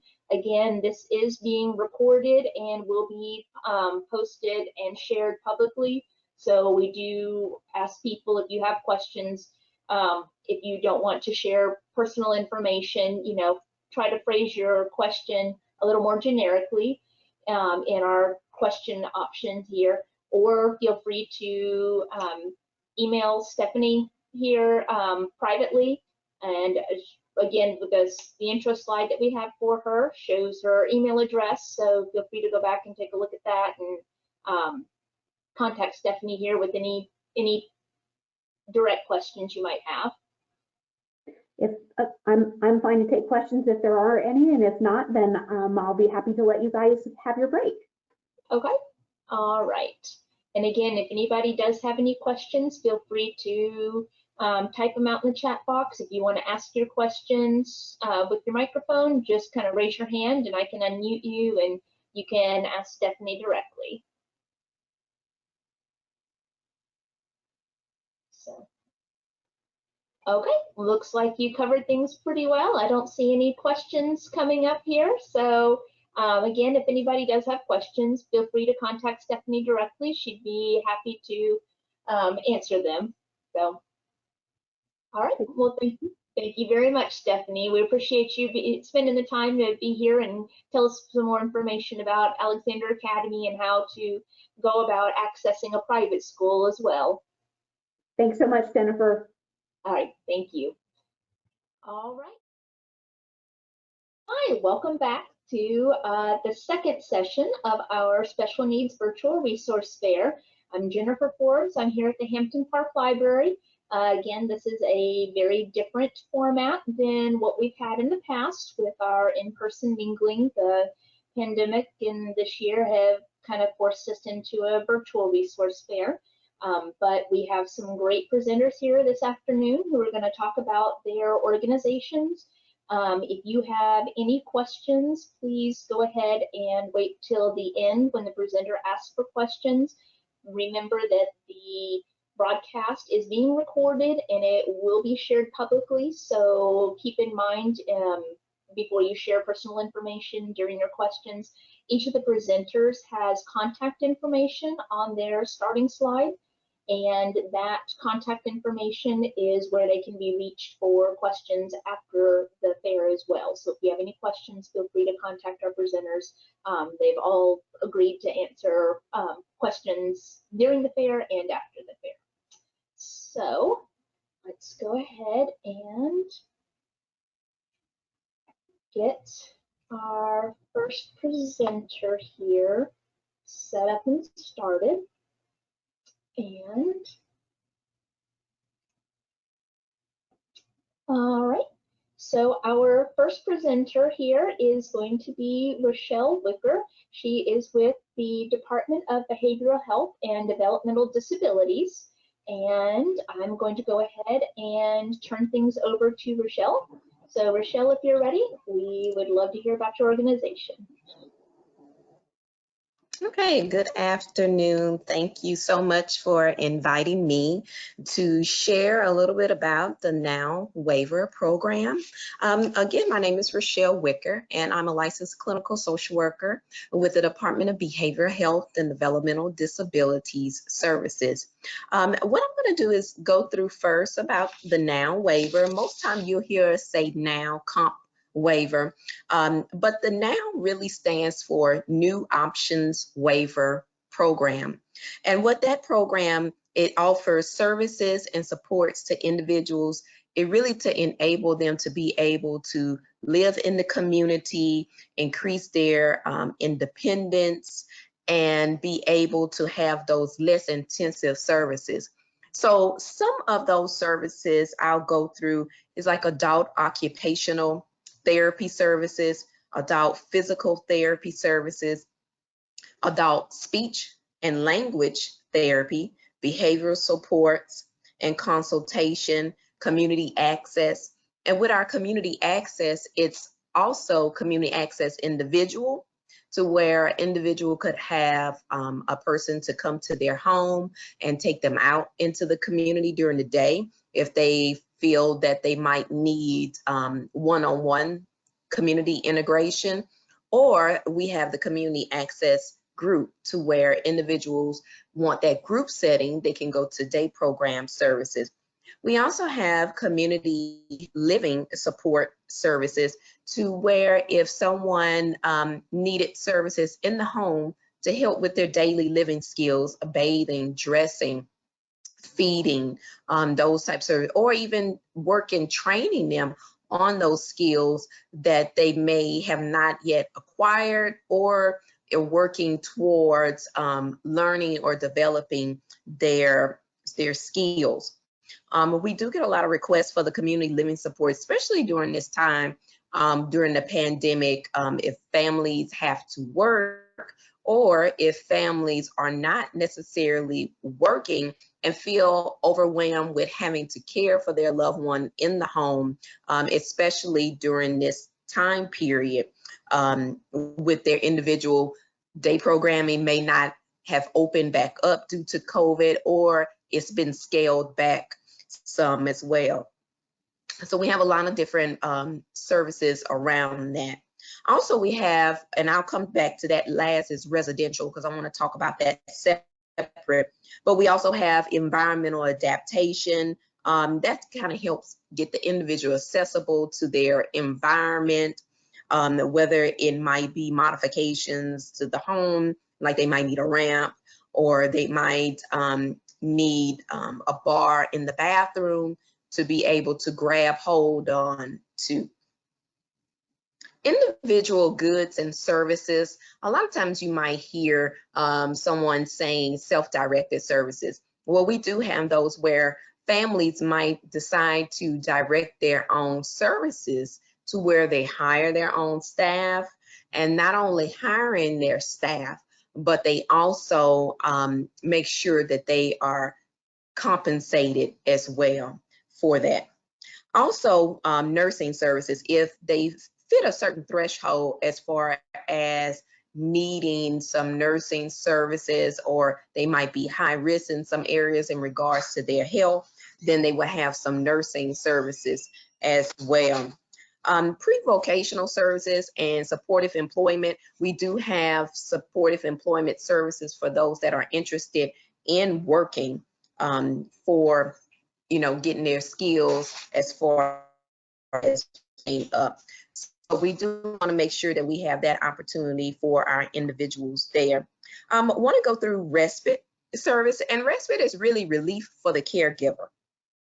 And if our caregiver, especially during this pandemic, may feel overwhelmed, or they might just need some time to themselves, or if there's a crisis in the home for an individual that might be displaying some behavioral issues and it's just becoming unmanageable for the family, then there is respite that is available to where we can extend some relief for the caregiver.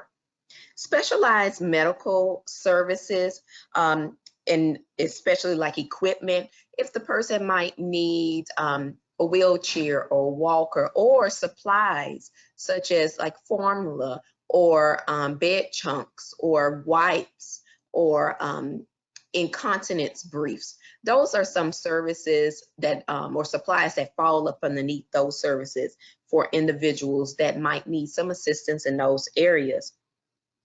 Supportive coordination. With our support coordination, that's an automatic given. All of our services, once individuals enter into the program, have to be monitored by support coordination agencies, which meaning that individuals will be assigned a support coordinator.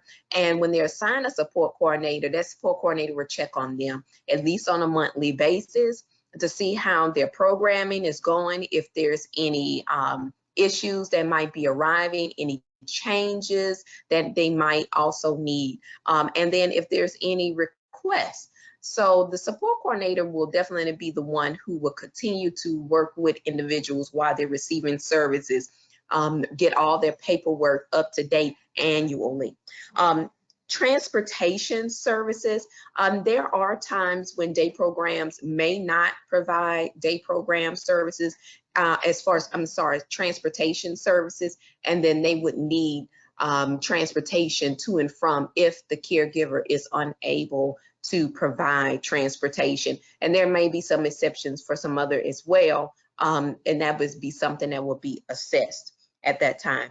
Vehicle adaptation.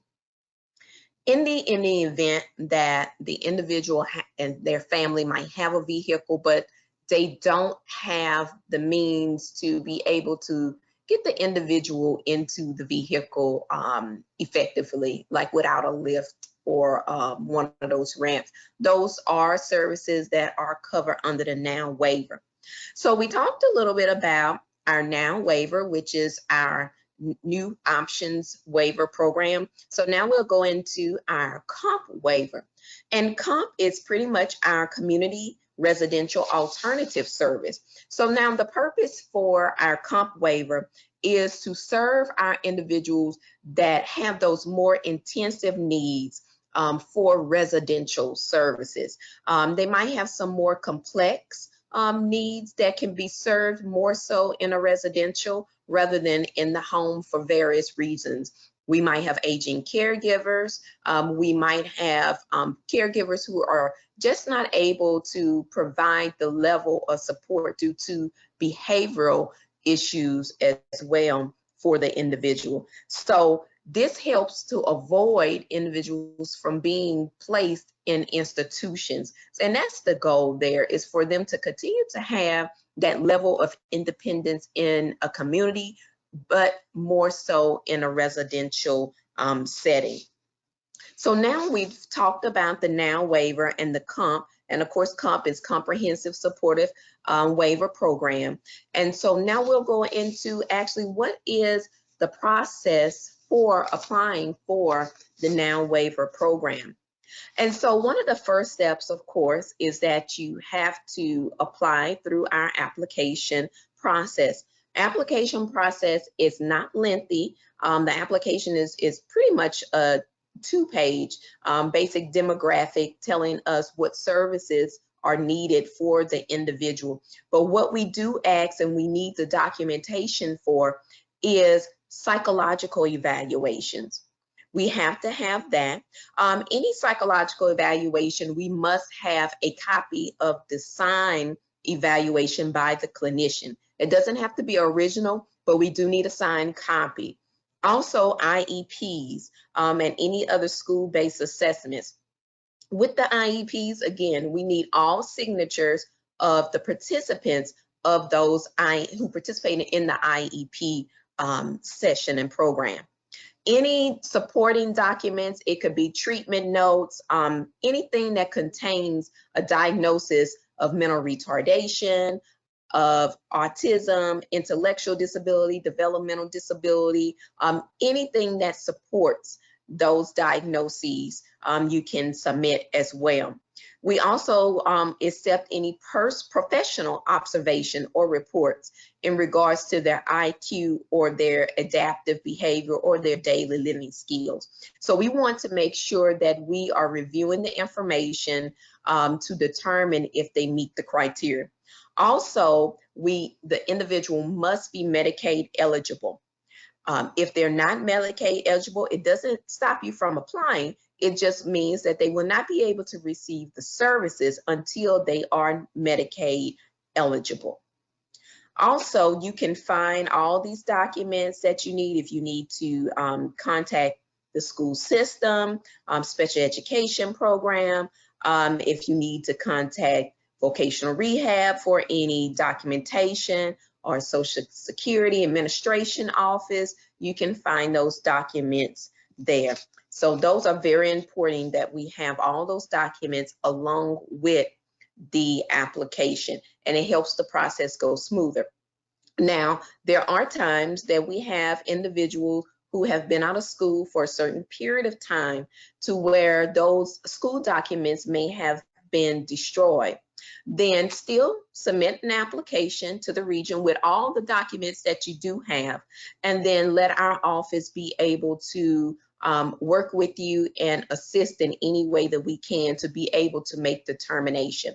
We have psychologists that work on our team that review all of the documentation to make sure that the individual has a clear diagnosis with IQ test scores and any other testing of intellectual, developmental disability or neurological disorder.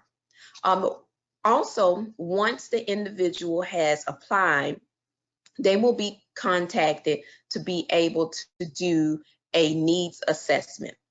And the needs assessment will go through, what they can do for themselves, what they might need some assistance with, and then we'll also look at their medical information as well, if they have any high risk areas in their health. So those are things that determine if they meet the criteria or if they have a need now, or if it's something that they might need not now, but a little later in the going forth in the future. We no longer have the 2 planning lists where there used to be a short-term and a long-term planning list. We just have our general planning list, but that's where our needs assessment comes in at to determine if individuals actually need the service at that moment. Now, for those that are school age, there are services that individuals are not able to receive due to the fact they are school age, such as like community access. If there's a situation that arrives that there's a request for that, that's something our office will have to look at. But once they age out of school, which is usually 22 years old, then they can receive a community access individual supportive employment, and those type of services there. So those are things just to be mindful of that the office does review and to look at those type of services. Also behavioral as well. A lot of times the school system does provide behavior support, but we definitely understand when there are situations that arise that might be beyond what the school has provided, and there might be some crises. We do refer our individuals to the Georgia Crisis Access Line to be able to refer to resources that's available in the community. We also refer to family support services in your local area in the event that you're waiting on services. So we refer to them as well. In my local area in Forsyth County, we have Avita Community Partners. In Avita, they also provide assistance with medical supplies, like diapers and wipes and those types of things there. Maybe also some financial assistance in some areas. And those, you also have to apply and submit an application. So once we do intake, we do explore if you have applied for family support services as well. And once you are receiving the NOW waiver program, then if you are receiving family support, then those services will drop off. Okay, and so I think that is pretty much it. You will submit your application, of course, to the Region 1 field office. Our office is located in Cummings, Georgia. You want to make sure that you submit all of the authorization for release so that we can be able to contact other organizations or school systems in case we need to be able to request any documentation from there. And just double checking to make sure there's nothing else I need to give you all. And I think that's pretty much it. If you have any questions, I'll be around to answer any questions that you might have, or you can definitely feel free to reach me via email at the information that was provided on the screen prior to, and I'll be able to happily answer any questions that you might have. And also, if you're interested in applying for the NOW waiver, I can help and direct you to how to do that process if you're interested in applying. You don't have to wait to the individual ages out of school at 22 years old. You can definitely go ahead and apply now. We have a lot of families that apply even at an early age, just so they can be able to have the determination and to be into the system. So I will turn it back over, and if there's any questions, I'll feel free to ask. Okay. Looks like we do have a question here. This person is asking, is the Avita respite care the same as the NOW comp? So no, great question. So Avita Community Services also offers, when I mentioned about the family support service, so they offer respite through them, and then you also have to apply through the NOW waiver for our respite. So there are instances, let's say, for example, you have applied for the NOW waiver and one of your services is respite, but based on the needs assessment, it was determined that you might not need the service at this moment. So we will refer you to the family support for respite, and you will most likely might get approved through them. You'll use their respite services until you get approved through the NOW waiver. And once you get approved through the NOW waiver, then the family support will stop. Thank you. Another question. They're asking, would you please provide the application link? Do you? Sure, I can do that. Yep, I can do that in the chat. Okay. We'll caution you if there's any issues with the link. I'll still put my email address in there, just in case you might run into an issue. You can email me and then we can take care of it during the week. Okay. And is the application, if they did a search for, like a Google search for Department of Behavioral Health and Developmental Disabilities, is it regional specific that for the application link, or is it in general? I think on there, they're gonna put the well, you put your address, of course, on there, and I think they filter it, you know, to that region. Okay. I'll take a look at that link to make sure. Now, we do offer the packet. If you want one, we can have that mailed to you. If there's someone that might need that, you can email me and we can give you a paper packet with the application in there. But in the chat, I'll definitely put the link in there so that you can have the electronic version. Okay. And here, They have to send in the documents separate to the office. and then here in Forsyth County, we are Region 1, correct? Yes, So you're Region looking 1. and at the main Department of Behavioral Health and Developmental Disabilities screen, then it is going to be Region 1 is the office that Forsyth County would contact. Yes. Okay. Okay. Place here. And okay. And they're also asking for your email address. So if you wanted to put that in the chat as well, Okay. that should be visible there. Let me see Okay. here. Let me get my screen up. So, and again, for anybody watching, if you just kind of rewind back to the beginning of this, you will see the introduction screen, and it has Rochelle's name and her email address on there as well. And if you have any questions or if you need help finding the application link, you can email her, like she said. Feel free to contact me here at the library or any of the librarians. We can help you look that information up as well. That's one of the things we're here to do, is to help you find information. Let me see here. Okay, and I don't see any other questions at this time from anybody here. And I did get a question before. Somebody said they had, let me see.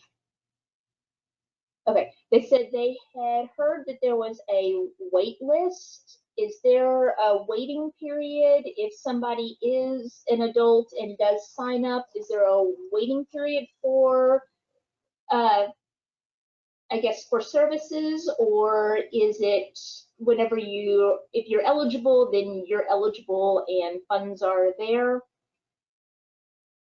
Okay, so yeah, and that's where the tricky part comes in at, is that, of course, we work with the legislature and the state budget. So of course, the state allots so much money towards the Medicaid waiver. So we have a certain amount of money that we have available once you apply, and that's where it's based on the needs assessment. But even if, let's say the needs assessment triggers that you might need services probably sooner than later, it still is a process in itself, in that you have to begin working with the planning list administrator to identify providers who will service the individual. It's just also a process. So it doesn't happen immediately. It's more so a process in itself.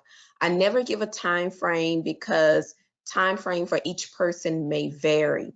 What might take, let's say, a month or two for one person for various reason might take 6 months for someone else, or someone who might not need the services right then, it could take a couple of years, only because they applied and just pretty much wanted determination and didn't need the service at that moment. So each person varies because we deal with so many complex individuals that have crises and so forth.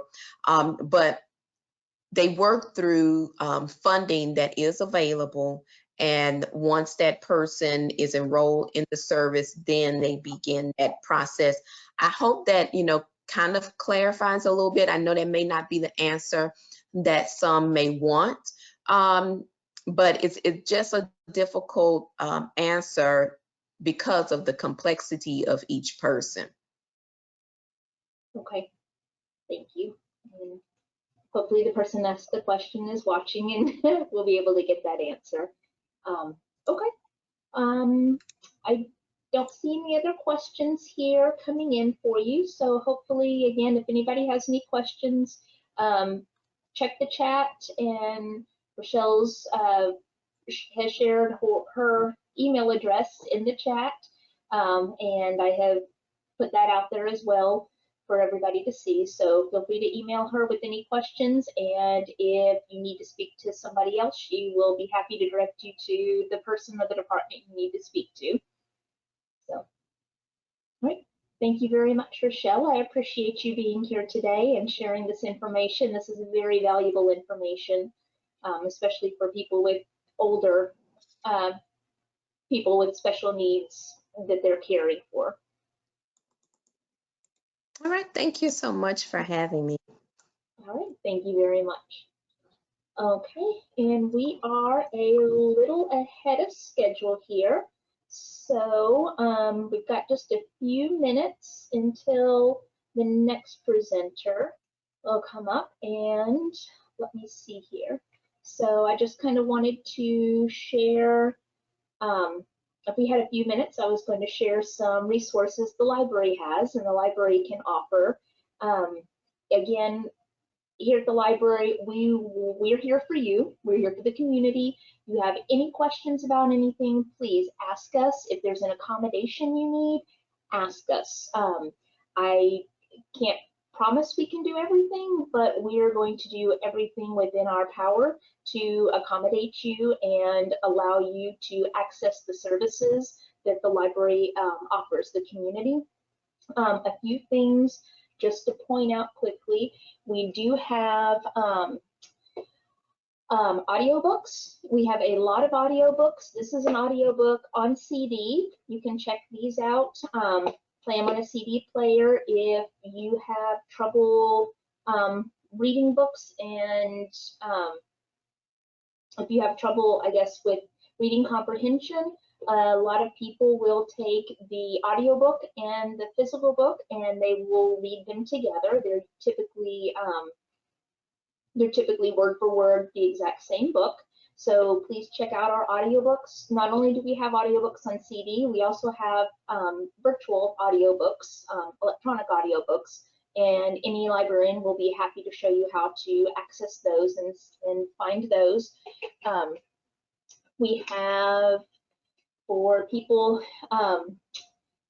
have trouble reading the small print or regular print, we have large print books. We have, every library branch has a section of large print books. So as you can see, the text is a lot bigger than in other typical books. So we do have books for everybody in the large print section. Again, ask us, we'd be happy to show you where they are. If the book that you want is not at the branch that you normally attend, we can show you how to put holds on books, and we can ship them from one branch to another, so you can still have access to the books at other branches without having to go to those branches physically. We'll get them shipped over for you.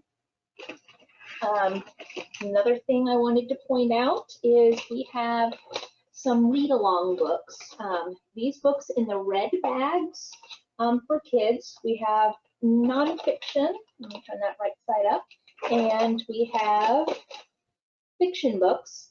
The ones in the red bags are really great because they have an embedded player right here. So again, so this way you don't have to check out an audiobook and a regular book. It will read the book to you as you are reading along with this book. You just have to hit play. There's volume buttons right here. Ask us, we can show you where these books are located. These are typically over in the easy section, but we've got some great titles, again, in fiction and nonfiction.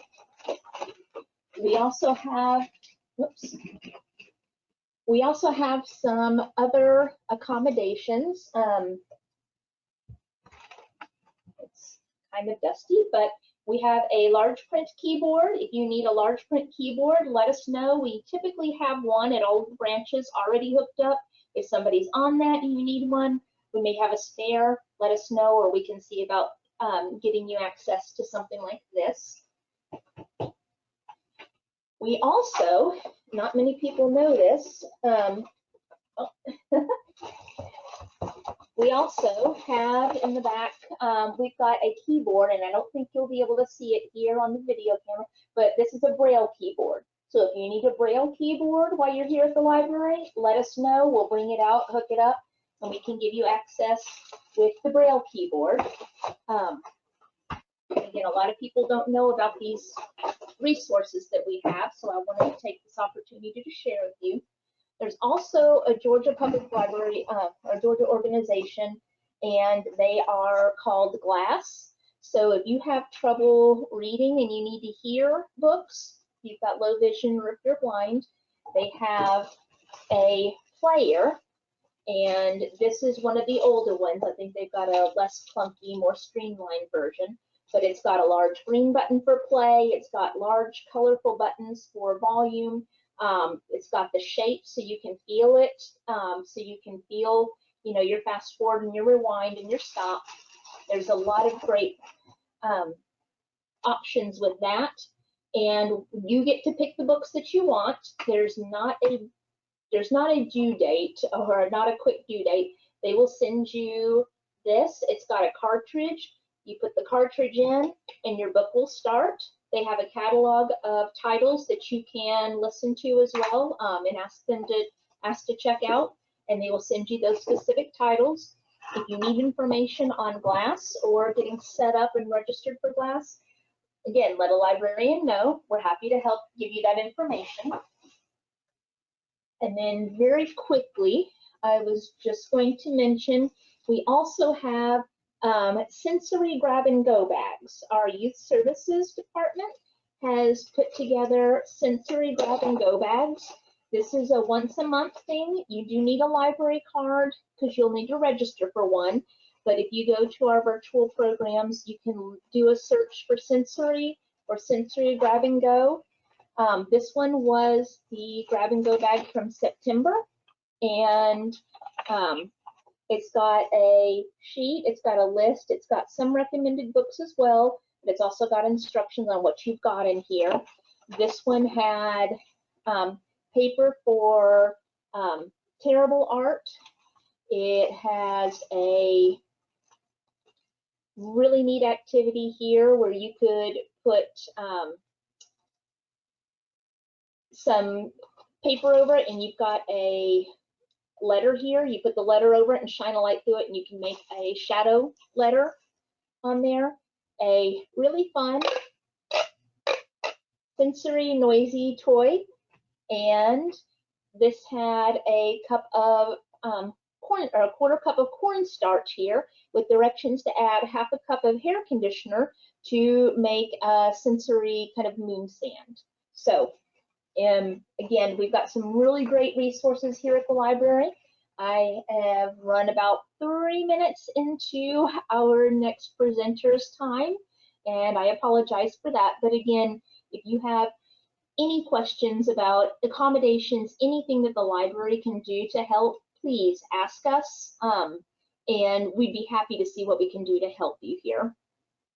So with that, I am going to go ahead and introduce our presenter here. Our next presenter is Jenna Snyder, and she is with Focus on Function, and she's an occupational therapist, and she's here to talk to us about occupational therapy. So I'm going to go ahead and give control to Jenna and let her take over. Why don't you, do you have any questions for me, Jennifer, while I can start? I can just start, and let me pull up my website up real quick.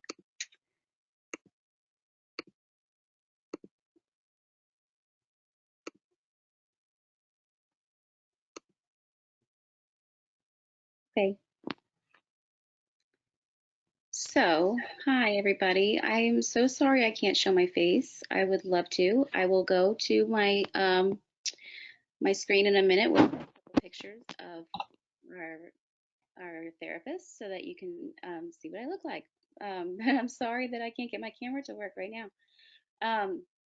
My name is Jenna Snyder. I'm an occupational therapist and I own Focus on Function, which is a small clinic here in Forsyth in the north part of the county. So we're very close to Dawson and to Ball Ground and to Gainesville. We kind of service all of those areas. If you don't know what occupational therapy is, we are kind of the problem solvers of the therapy community. We are able to really look at activities and look at behaviors and look at the function of things and figure out why someone is doing what they're doing and how we can really help them do things better. And so sometimes that means that we're working on sensory needs. Sometimes we are working on functional activities. Sometimes we are working on more of those adaptive behaviors. And very oftentimes we are working on behaviors that are unwanted, that a lot of people turn to behavioral services for. Myself and my other therapists are trained in behaviorism, but we use a method called floor time that I'd like to talk about a little bit more in just a second. Let me show you who we have on the staff. One of my favorite parts about this business that we're growing is that it's family run and it's family focused. I have not ever been a fan of the model of therapy where you take your kid into the clinic for half an hour or an hour and you don't get to see what they're doing, and then you come out and the therapist says, oh, they did so great, and you get a little bit of feedback, you might get a little bit of homework, and then you see them again the next week. And I think that's OT in a vacuum, and OT can do really well in that vacuum. It can definitely work for your kiddo in those 30 or 60 minutes a week. But where we really see the progress is when the parents are involved and invested, and when they are able to see what's going on and really get some coaching and modeling and learn how they can do these strategies with their kids at home. Because as the parents, you're the ones who are there all the time. You're the ones who are in it, in the trenches, so to speak. So I really have, pre-COVID, we had, I always have families in my sessions with me. And I know for compliance, for HIPAA purposes, for privacy purposes, a lot of clinics won't do that. Our clinic is actually in our home. And it's a very small private space, and there's only one family here at a time, which really gives us the ability to have parents be completely and thoroughly involved in their child's therapy services. Here is a picture of me. There I am. It's a little old picture. It's totally fine. And that's my daughter, who now is about to be 13 years old in about a week. So that will tell you how old that picture is. This is Amina. She works out of East Cobb. She works with us part-time. She is doing a lot of educational supervision right now with some upcoming OT students. But she has been an intern under me and is a wonderful, wonderful addition to our team. And this is Kayla. Kayla is a wonderful person. She is so sweet and so calming, and she works out of the Woodstock area. So she does a lot of in-home and does a lot of traveling. We, of course, because of COVID, are still doing telehealth. And that is the state's recommendation for us. Some clinics are open and taking a lot of precautions. We all have our own autoimmune conditions, so we're being very safe. And what I love the most about how telehealth has been working is, like I said, that parent coaching model. I have seen my kids make so much progress in the last couple of months that I didn't even imagine back in March when I had to switch over to telehealth that was going to happen. had no idea that it was going to be as productive as it has been. But the parents are involved through the entire session. They get to ask questions. We get to see each other several times a week, and really we have built relationships with each other. I encourage my families to text me often. I'm always getting pictures and videos of my kids during the week, which I absolutely love. And the parents really feel like I'm able to be connected with a lot more quickly than your average therapist. And the same goes for Kayla and Amina as well. We are working on some groups once COVID is handled and we're able to be back in person again and doing group activities. We would really love to start a social skills group for kids in our area. So that is on the horizon. My daughter is on the spectrum and has some medical conditions. And so we have been looking for social skills opportunities in our area for a while and just haven't been able to find a whole lot of what we're looking for. So we decided we're going to create it. So I would love some feedback from the community. If you have something that you're looking for, I would love an email to say, hey, can we do this with our social skills group? And I would love to put it together. Something fun, something functional, and let the kids get together and really learn how to use those skills in a group environment. I also offer a lot of consulting services. I provide the professional education for a lot of Primrose schools in the area, in Georgia, actually. I would love also to get in touch with anybody's daycare who feels like their kid needs a little bit more support. Because what I find in preschools often is that the teachers just are not trained enough in our neurodiverse population. They are wonderful teachers with the best of intentions and such good hearts, but they just don't have the skills and the tools that they need. The tools, not the skills. Because once I go and give them those tools, they are able to hit the ground running and really make a big difference with some of our kiddos. So I would love to put that out there and just know that that is a resource for your preschools in your area. I'm always happy to go talk to a preschool. Jennifer, cut me off whenever we need to stop for me, please. You're just fine, not a problem. We were running behind a little bit, and my next presenter is not quite here yet, so feel free to keep going about OT and keep giving us more information. You're fine. I'll let you know. Awesome. So we as OTs work on a lot of different areas. Motor skills are probably what we're most known for. Sometimes people think that we are handwriting experts, which is not the case. But we do know an awful lot about how the hands work and the eyes and the brain all work together. So if you see something at home with your kiddo, with grasp, with feeding, with walking, copying from the board, any kind of movement-based issue, an OT can help. We are also pros at emotional regulation and self-regulation, which can include some sensory needs. But even if it's just anxiety stemming from, could be sensory needs, could be trauma, lots of things, OT can help because we can train you as the parents and the kiddo who needs the tools in their own pocket.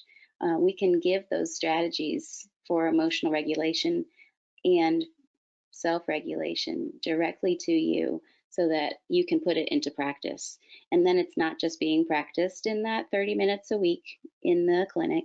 It happens all of the time, which is what we really need. And we also are Babies Can't Wait providers. So we do a lot of developmental work. My favorite thing right now that I'm doing during these COVID times is taking on families who just got their autism diagnosis or are in the process of getting one. And with my background in development and behavior and sensory processing, we're really able to put a plan together for them to move forward and feel like things are going to be okay and that their kiddo is going to be just fine. And the progress we're making, again, is just been phenomenal lately. We do take insurance. We take a lot of different kinds of insurance. We do take Medicaid and Katie Beckett. We take most of the CMOs under Medicaid, CareSource, Peach State, for sure. I believe we take United Healthcare and Cigna as well. I feel like I'm forgetting one of them, but just ask me if you are not sure. We have a wonderful biller on staff and an administrator who will search your benefits for you, help you figure out if there's any billing problems. We really have been very fortunate that our biller is so knowledgeable, and she's able to really handle that for us so that we don't have problems, which is ideal.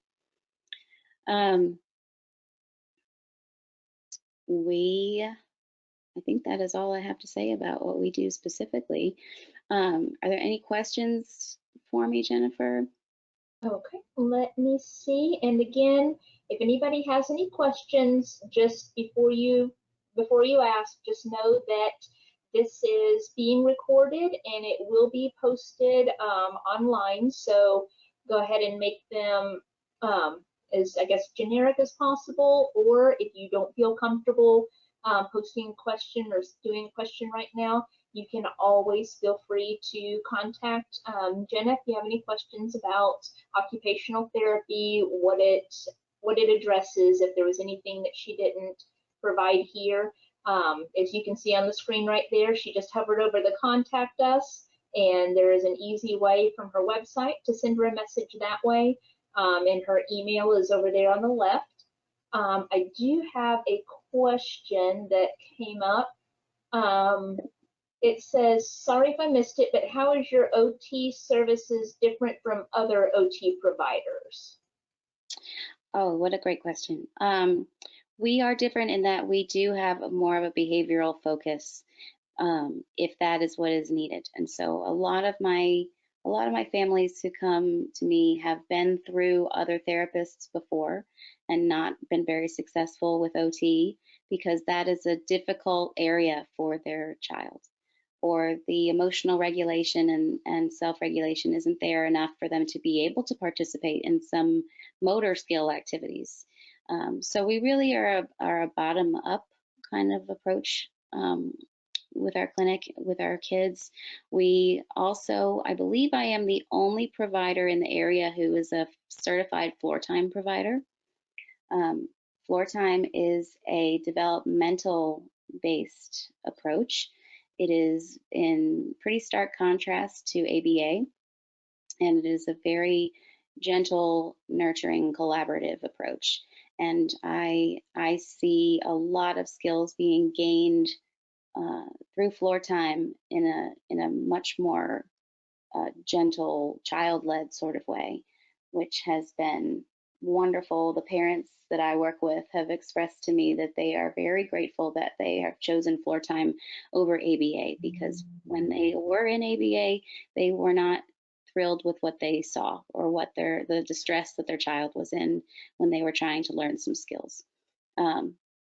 And so we are advocates for our kids.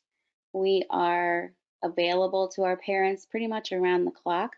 I have parents who will call me in the middle of the night when a meltdown is happening if they need some help. And I'm always happy to do whatever I can for my families, because they are my kids just as well as yours. So that makes us a little bit different and unique. We are that available. We are floor time focused and child led and just very family oriented as well. All right. Thank you very much. I appreciate that. And I don't see any other questions at this time here. Don't see hands raised or anything. So again, thank you very much for joining us today, Jenna, and explaining about your clinical OT and what kind of things that OT will address. We appreciate you coming out and sharing that. Thank you so much for having me. I really appreciate it. All right. So I am going to go ahead. We are going to go into, we've got our Boy Scouts is our next topic here. We've got Thomas Atkinson. He's the BSA Field Director for the Northeast Georgia Council. And he's going to talk to us a bit about Boy Scouts and how Boy Scouts can be inclusive and can include our kids, basically. So I'm going to go ahead and make Tom our panelist and give him control. Okay, Tom, are you there? I'm not sure if you've got your microphone turned on or not. I see, there's you are, I see a webcam. Do you have the microphone turned on too?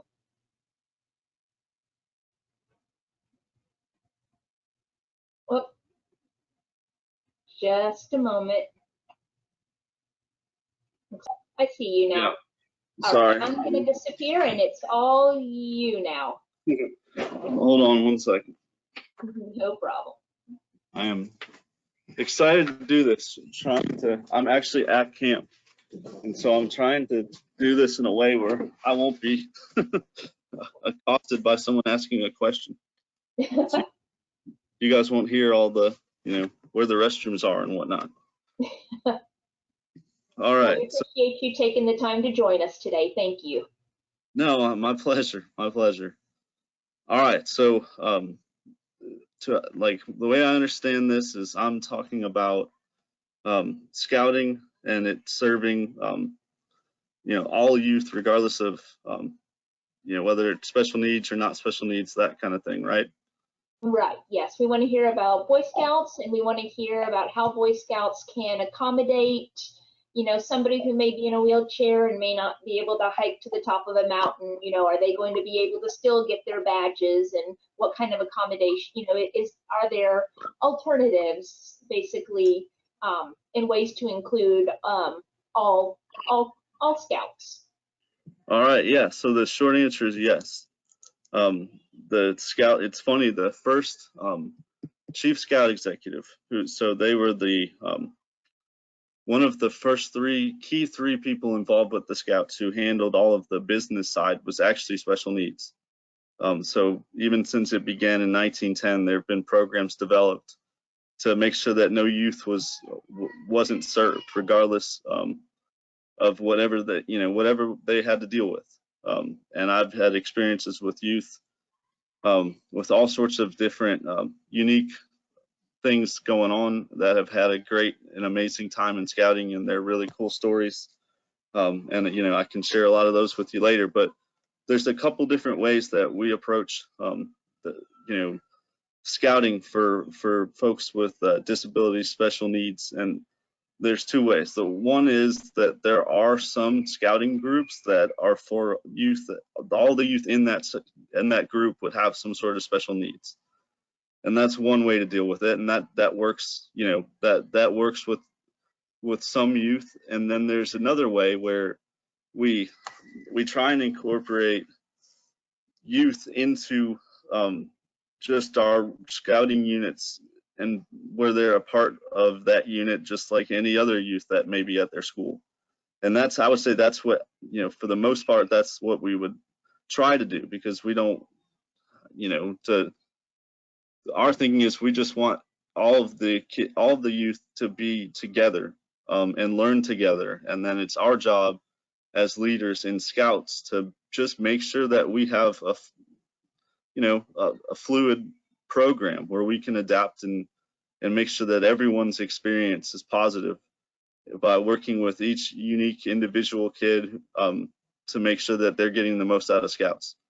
So one of the main things that we do in Scouts is to make an experience great is we ask questions. We know that each individual in Scouting all comes from unique backgrounds. They have different circumstances. There's no two people who are alike.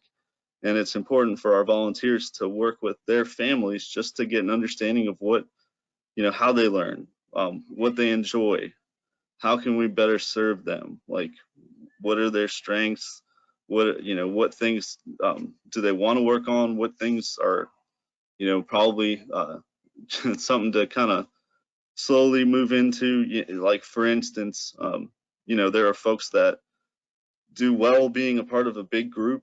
There are some that it wouldn't be right for them to be a part of a big group. So we've got, smaller groups, medium groups, larger groups. All activities are different. So each scouting unit builds their own calendar, and they work with the youth in that unit to actually plan the calendar, to come up with what activities they're going to do. And so they can build that around the youth that they have and what their interests are, and what level of ability they have, and what obstacles they may have, like whether something is handicap accessible, that kind of thing. Our camps do have, as an aside, all of our camping facilities have things built into it to accommodate anyone with any physical disability. And then our volunteers are trained to accommodate anyone with any learning disability, just any, our goal is to serve anybody, any youth, regardless of what their abilities are, and to make sure that they get a great program and a great experience. But like I was saying, there's no one unique individual circumstance. So we're going to work we would work with each family and make sure that those families work together with us to figure out, how we can best make that Scouts experience great. There's other things that are involved with this. Is as part of each and every unique individual situation, the ultimate goal for Scouts is to earn Eagle Scout. So to earn Eagle Scout, there are different deadlines, different requirements you have to complete, time periods you have to serve in leadership positions, all of these kinds of things. So in every circumstance that it's necessary, there are amendments to the requirements that a Scout would need to make Eagle Scout, based on experience and history with special needs in that particular area. I hope that makes sense. But for some Scouts, there's no deadline on time. For some Scouts, there would be specific requirements that we could be creative about. Like if someone's if someone's is paralyzed from the waist down or whatever, we wouldn't expect there's an alternative to doing a hike, if that makes sense. It's really it's a very detailed, organized thing, with 110 years of experience of how to make the program accessible for anybody. And they're going to learn all of the same things just like any of the other Scouts.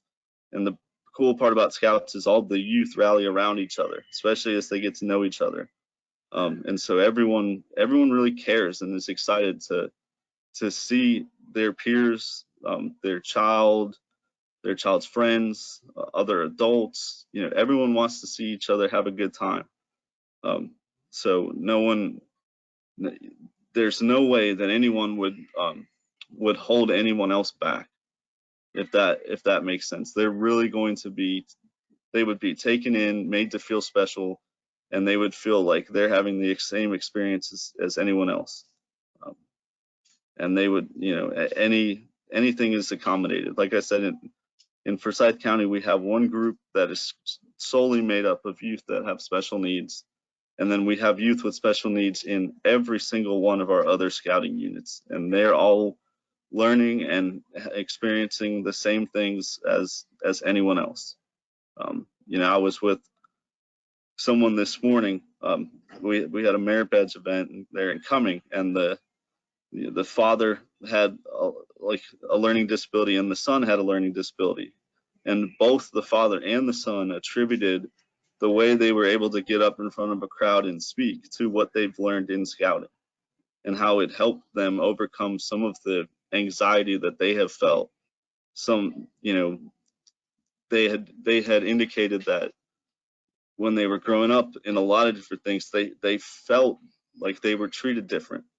Like they felt like they didn't want to be, like their teachers or their peers might not have wanted them in a speaking role as much, or in some cases they may have overly worried about what they thought to the point where they weren't being included.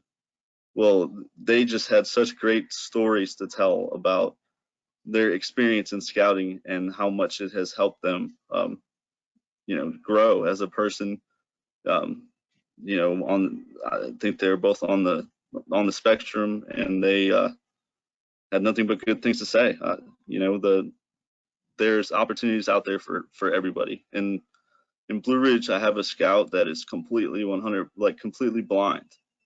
And he just has a great time, and everyone rallies around him, and they make sure that he can feel the same excitement and enjoyment that everyone does. I mean, there'll be scouts right next to him explaining what's going on, what he can't see, so that he can get the full sensory experience of what's going on.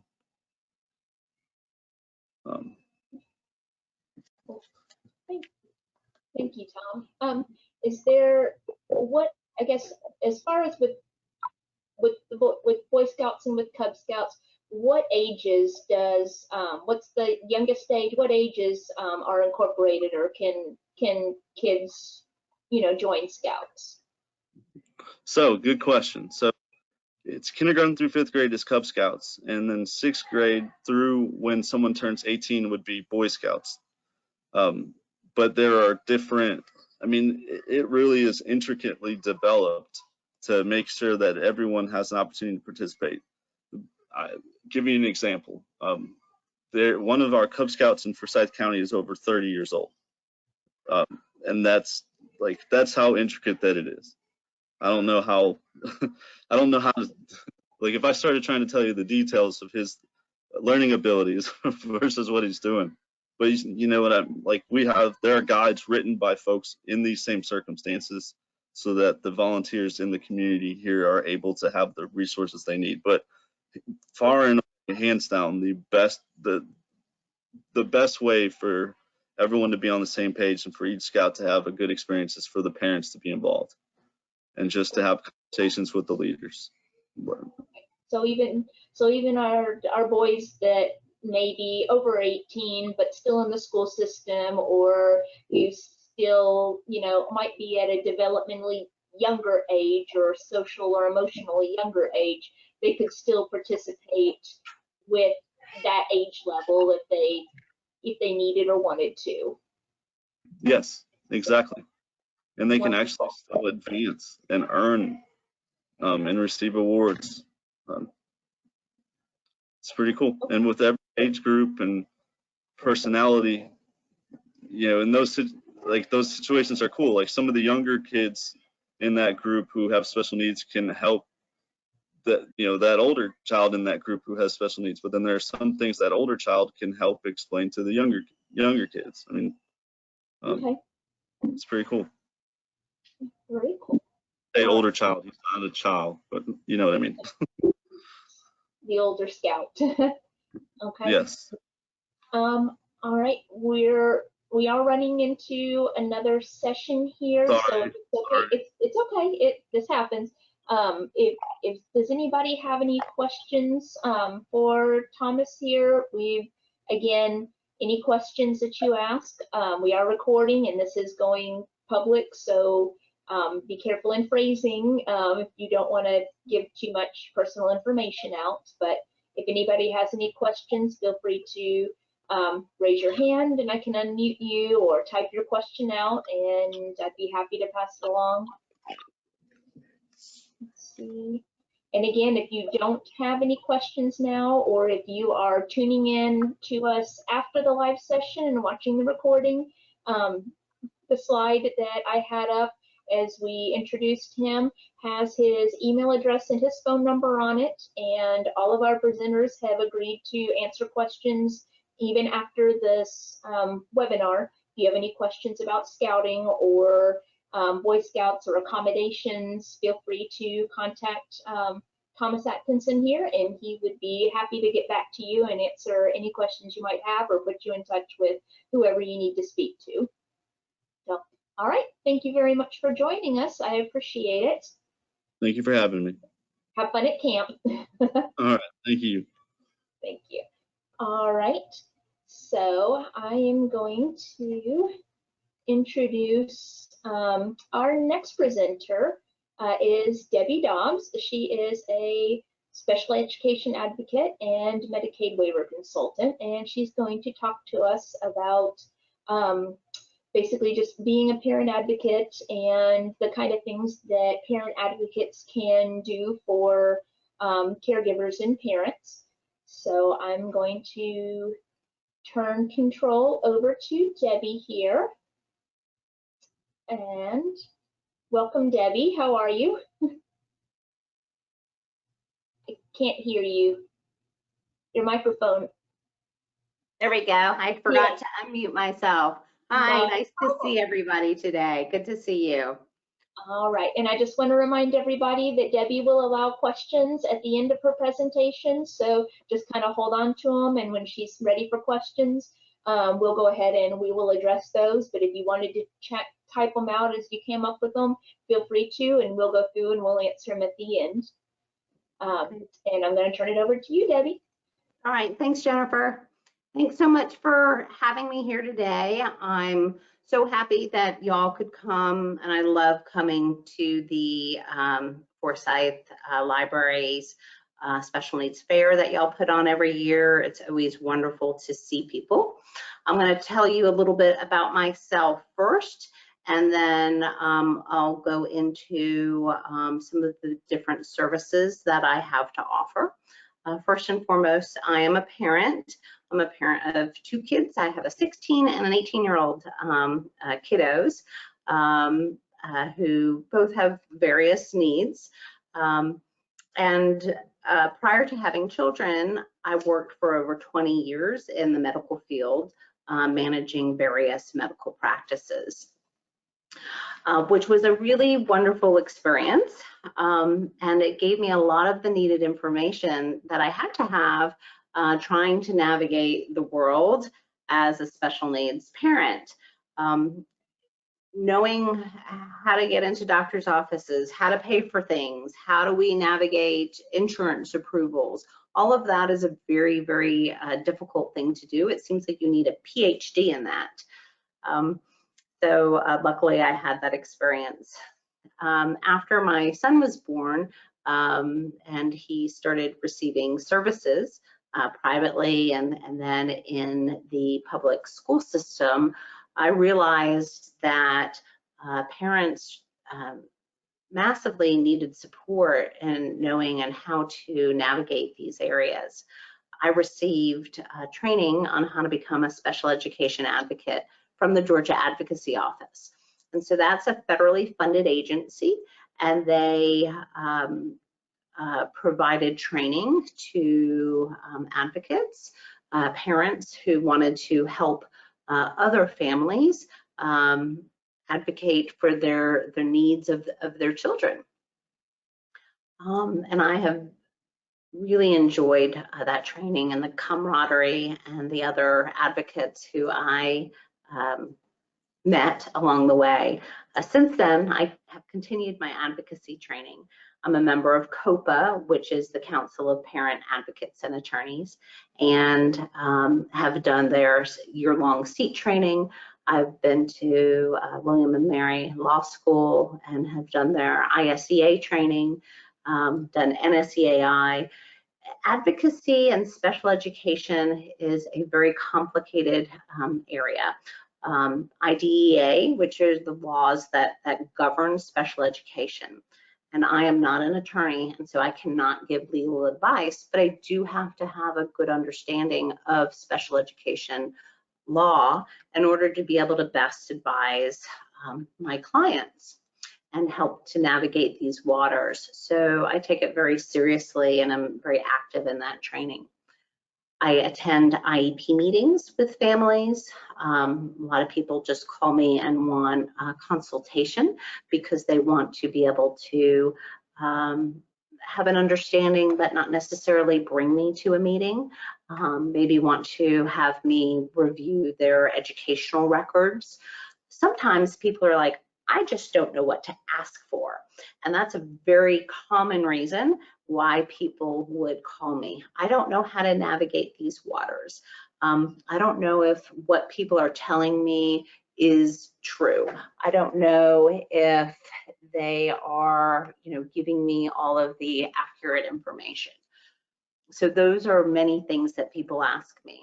Another common reason why somebody might call me is because there's some sort of an emergency. Their child has been suspended, or they're having behavioral issues, or they're wanting something more that they don't have. So perhaps it's more inclusion time, or more services, speech therapy, occupational therapy, something different. They want something less of something, and they don't quite know how to get it. Many people call me early on in the process that their child is not even eligible for special education services, or people may just have a 504 plan and they need some assistance getting accommodations or related services through a 504 plan. So I can attend meetings, review records, or just have brief consultations with families, just based off of the level of need that individuals are having. Another area of services that I offer to families is with accessing funding and waivers, namely the Katie Beckett Medicaid application waiver. So every family who has a child with special needs really needs to be thinking about finances. I know, for our family, it's very expensive. A single medication and copays can cost a lot of money. We're in a place right now where, health insurance, has many people face huge deductibles, huge out-of-pocket costs. And we're all thinking and trying to figure out, how are we going to juggle and manage all of that? So I work with a lot of families on that, especially now with COVID, job changes. And as we're nearing up at the beginning of the year, people are thinking, oh no, I'm going to have a big deductible that's a need to be met. So for families who are not eligible for SSI, so in order to be eligible for SSI, there has to be limited income or assets. And those dollar amounts are on the Social Security's website. It's all depending upon family size, and they look at how many people are in your household. They'll count one car and not two cars. So it's a complicated scenario in terms of figuring out what those numbers are, but basically thinking low income and assets to qualify for SSI, and the child needs to have a disability. So these are for kids under 18, because at that age they count families' income and assets. So as long as your child is ineligible for SSI, then they could become eligible for the Katie Beckett Medicaid waiver. And I believe that really every family who, again, has a child with a disability should either look at if they're eligible, applying for SSI, or applying for the Katie Beckett Medicaid waiver if they're not. Because either you are going to meet the eligibility requirements, or with a level of care denial from Katie Beckett Medicaid, then that will provide you access to Champions for Children, which is a grant, and it's worth up to, right now they're paying about $3,000 a year. So let's just say your child has a very mild articulation disorder. They have trouble forming the words, and you may not understand exactly what they're saying, but that is their only delay, and that's the only thing going on with them. A child like that is likely not going to meet the level of care requirements for Katie Beckett Medicaid. So if you apply, you would get denied. But with that denial, then you can access Champions for Children. And you just need that level of care denial. You need the diagnosis. They need to be under, I can't remember, it's either 18 or 21. And then you're going to automatically get that. It's a very simple application process. But that's money that you would not have normally had. And if you figure $3,000 a year, even for just 10 years, that's $30,000 that you can be saving and putting towards getting your child more services. So I help families navigate all of those processes and provide assistance with that as well. I want to now go to my website, and I'm going to go a little bit about some various things that we can see here, and I hope we're able to see that now. Jennifer, are you able to see my website? I can see about 3/4 of it. I can see all the way down to right below the base of the light bulb. Okay, perfect. Okay, so I want to bring everybody to my website here because this is really going to be one of the best ways for you to contact me and access some of this information that I'm talking about. So first, let's go into the finances and talk about how you're going to find information about that. And my website is just simply, it's my name. It says debbiedobbs.com, so pretty easy to remember. So if you go under the free resources area of the website, you will find that I have a document called Navigating the Maze. And it's about 30 pages now of various funding and resource information. So in there, it's going to give you a link to, for example, a 2-hour webinar that I've done on how to fill out the Katie Beckett application. Many people hire me to help them fill out the application. I also have a level of service for families where they may want to fill out the application, but they want me to review it prior to them mailing it in, because it is way simpler to make sure that you do it right before you send it to them and get a denial. So there's information about that. There's information about that Champions for Children grant that I talked to you about. There's a lot of autism related resources in Navigating the Maze. There's resources on vehicle adaptations. There was a whole bunch of resources on sensory-friendly films, but with COVID, I don't know even if they're open and running them right now. A lot of people wanted to know how do I get iPads, for example. So I've got a ton of links in terms of how to get iPads.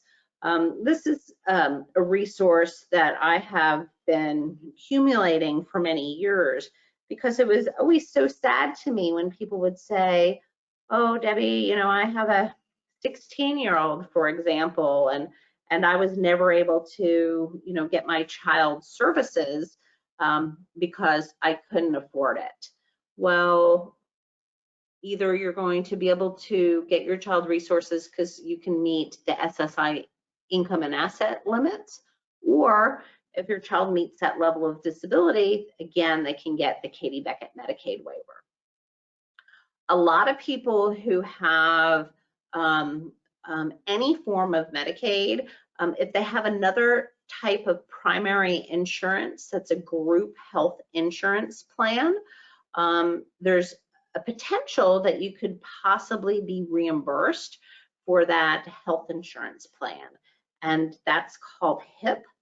So, for example, if you work for a group employer and they provide you with health insurance, if you have Medicaid as well and that primary health insurance on your child, you can apply for the HIP program, and potentially, if you qualify, you could be reimbursed for your entire family's premium.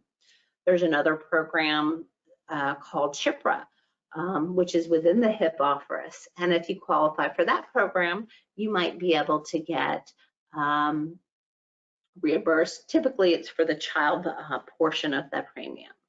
So again, these are only with employer-sponsored health insurance plans. So I encourage everybody to look through this document and download it. I had one client tell me that she was able to get over $15,000 that it saved her by going through my document and applying for various information to be able to access funding.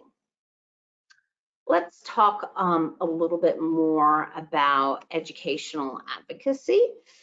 So with advocacy, it's important that families have a good understanding of their rights. People don't know what to do, and now, during COVID, for example, it is a very difficult time, whether your child is in school or at home, doing virtual learning. There are all of these new challenges that teachers and school systems, families and children are all having to face.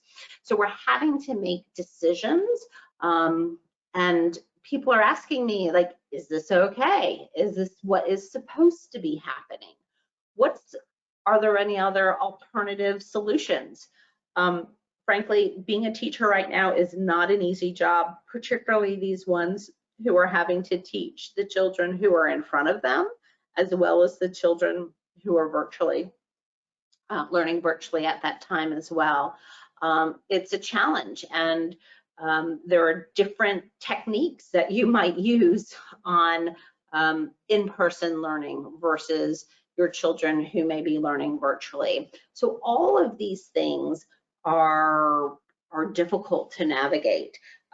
Parents are not educators, most of them, and so you're not supposed to know these things.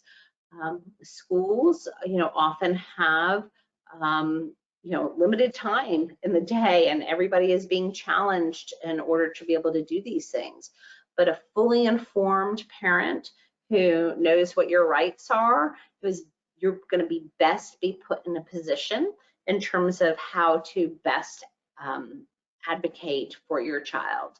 And this can wholeheartedly be done in a collaborative effort with the school system. Unfortunately, sometimes, collaboration, we're going to have to agree to disagree. And then there are other options that families may have as well, depending upon, those circumstances.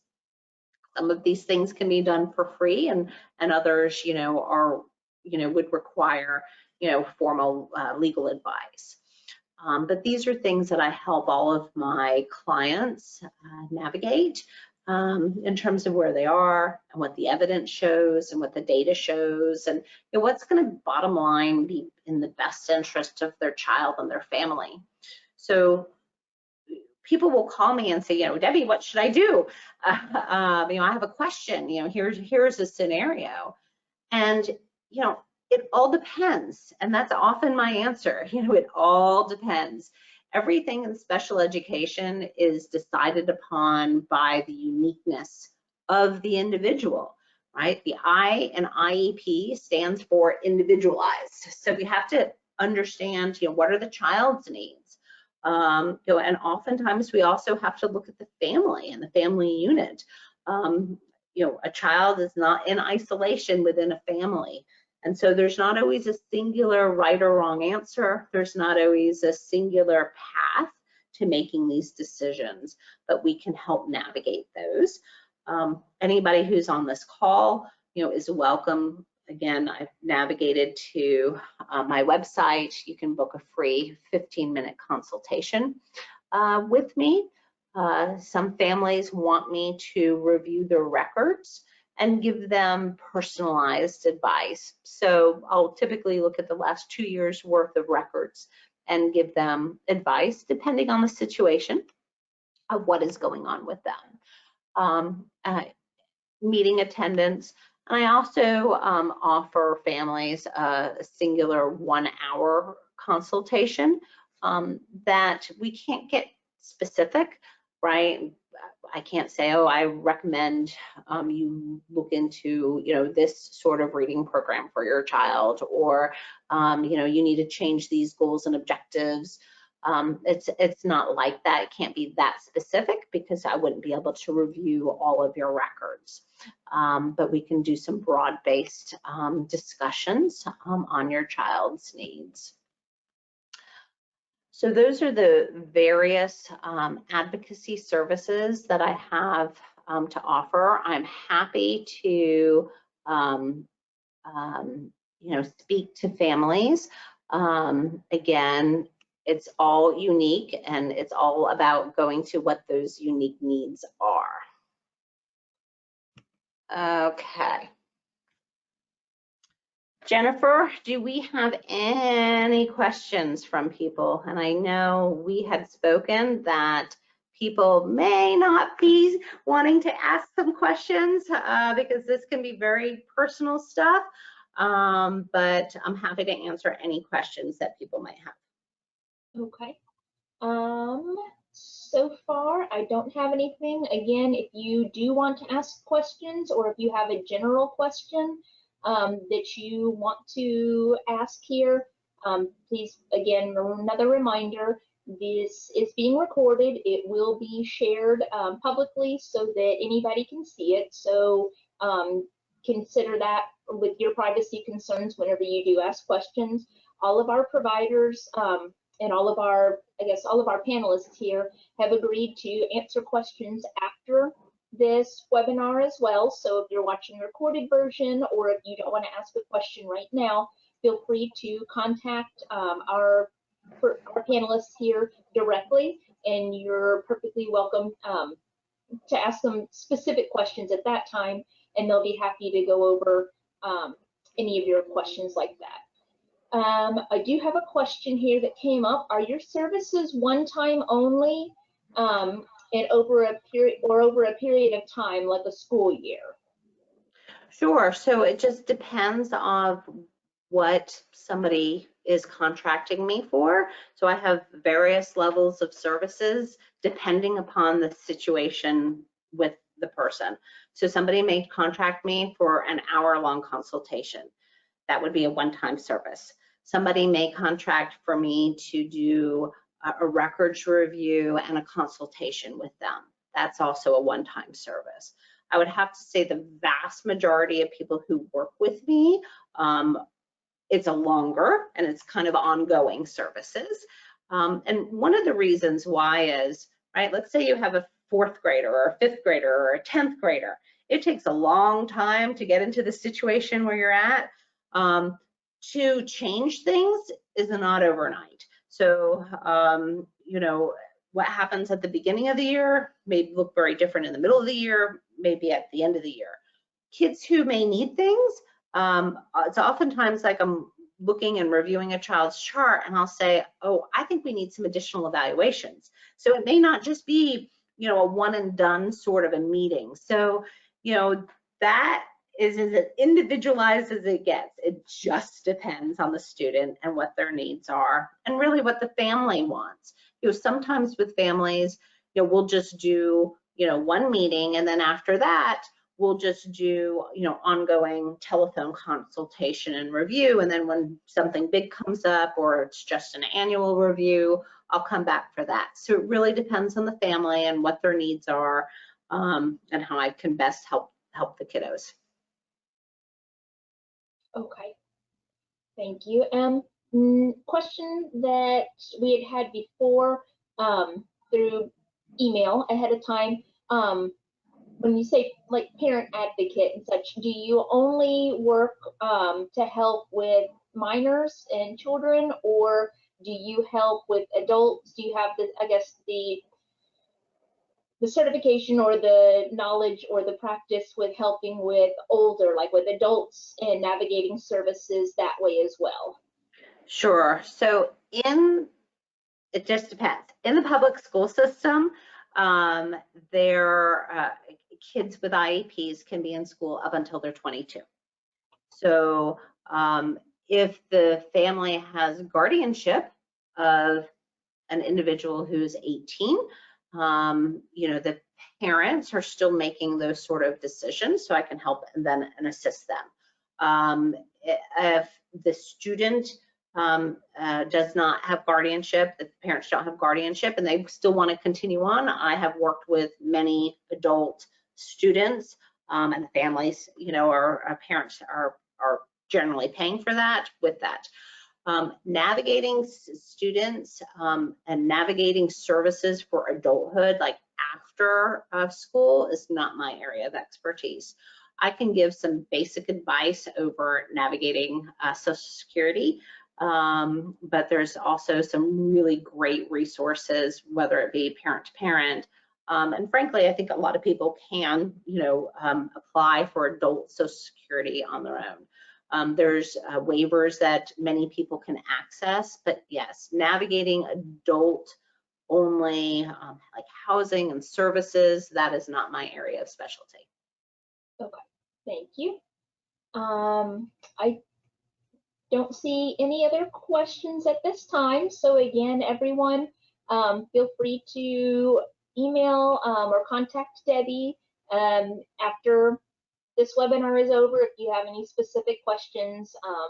I think she's given a lot, and I have looked at her Navigating the Maze resources, and it is an incredible resource list. It does encompass more than just Forsyth County. You do more than one county, more than Forsyth County, right, Debbie? All over the state, yes. So there may be I think there may be some resources that aren't necessarily specific to Forsyth, but there are a lot of great resources there. I definitely suggest that you check out her resource list there. It's pretty comprehensive and pretty incredible. Thank you. I appreciate that. All right. Well, thank you very much, Debbie. We appreciate you being here and sharing what a parent advocate does, and that's a lot of knowledge you hold, and that's a lot of work you do. So I know a lot of people have questions, and if they ask any of my parent friends or network, anybody says, "Can anybody tell me how to?" Somebody's like, "Ask Debbie Dobbs," and they'll tag you in everything. So I don't know how you have time for all of that. Well, I love it, and it's my passion, and I think we all get fed by what we love to do, and I mean I know I certainly do in terms of helping the families and these kiddos, because each one of these different things, it can change a life's trajectory, right? So a positive experience, being able to access a therapy, having turning a situation that could have been very challenging in a school or in a school system, and then turning it around into something that is positive and meaningful for the family and for the child is just, it's wonderful, because there's lifelong impacts of that. Very true. All right, but I'm happy to talk to anybody, and feel free to reach out to me. The best way is again, going to my website. All right. Thank you, Debbie. We appreciate you being here. Thank you. All right. Bye-bye. Bye. Okay. Well, at this time, next on our list is the Sheriff's Office, and I know I've spoken to them. They are actually setting up for trunk or treat right now, and they were worried about possibly being able to get in and do what they, do what they need to do here to log in. So right now they don't seem to be here quite yet, so they might be having some trouble logging in. I think our next presenter, Cynthia Long with Sign Baby Sign, is already here, and I'm going to see if she might be interested in going ahead and starting and maybe taking her turn a little bit early, and maybe when the Sheriff's Office logs in, maybe we can go ahead and get them in after you. Are you okay with that, Cynthia?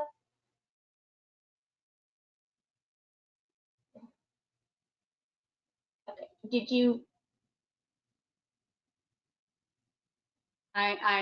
if you knew sign, you probably understand everything I was saying before I started. So let me introduce myself and switch over to share my screen, okay?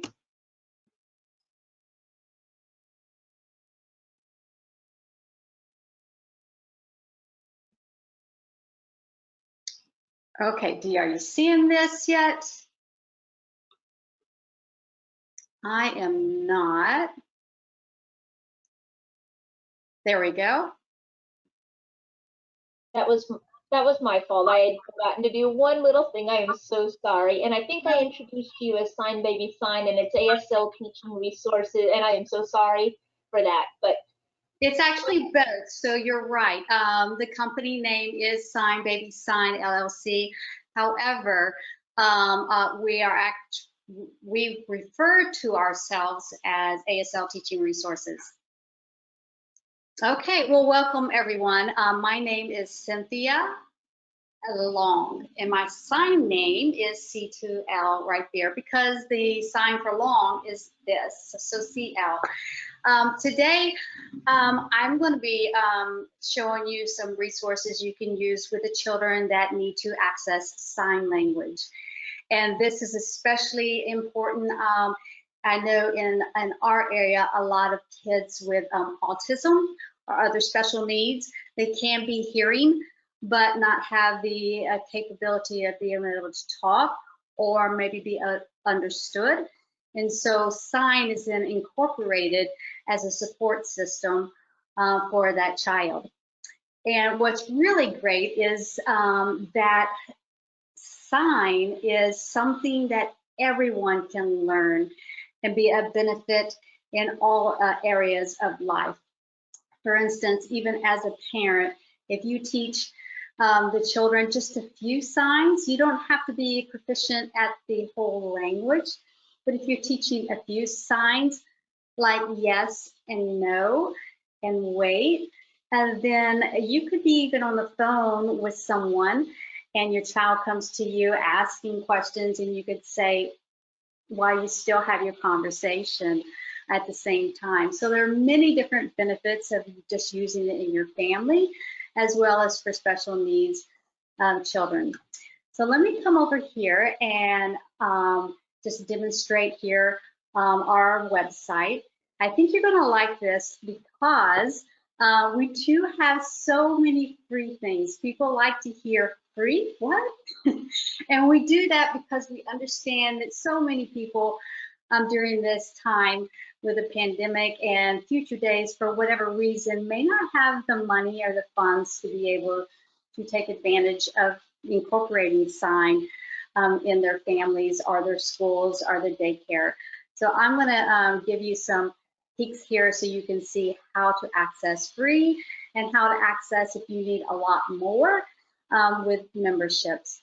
So on our website, and again, that is aslteachingresources.com. We're going to come here. And this is our home. Let me come over here. Let me turn this back off. Okay, hit the wrong button. Let me go back home to the page. And when we talk about free, this that's on our home page this week will not stay.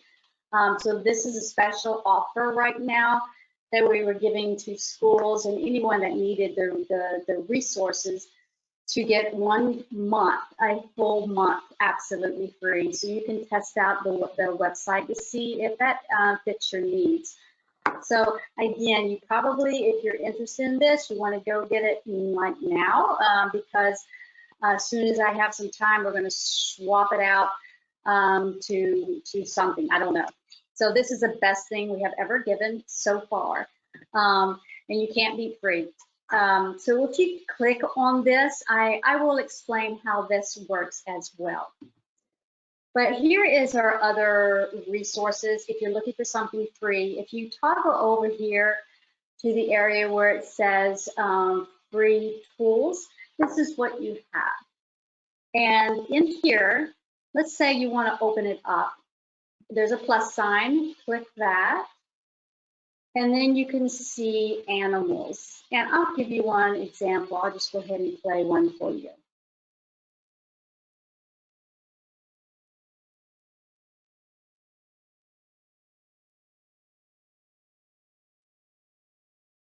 So you can see how the vocabulary is right there for you. And let me keep going to another one. Some of these may have what's called a playlist, and it might be good to know, yes, this one right here. See how you see the number right here, 1 through 5?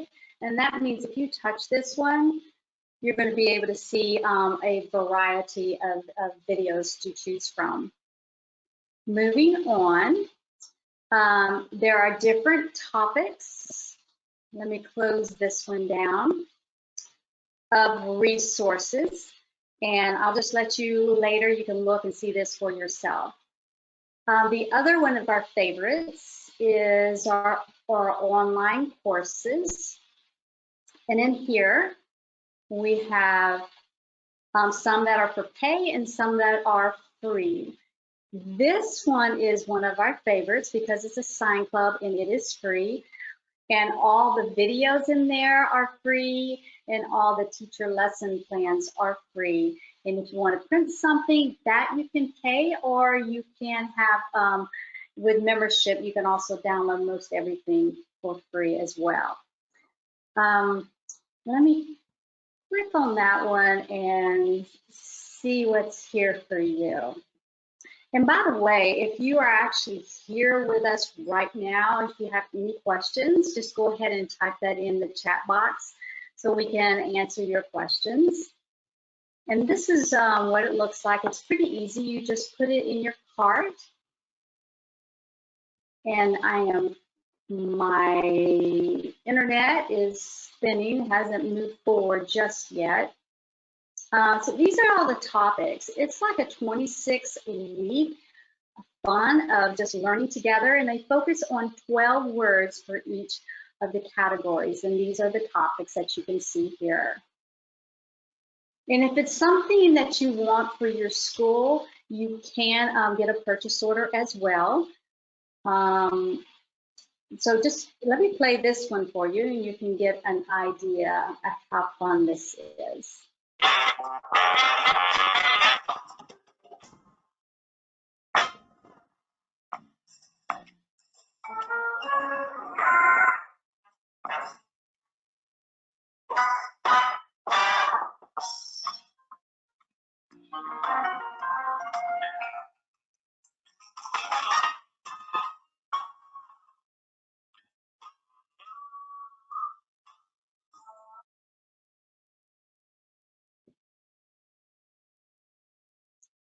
And we have evidently an internet freeze right here.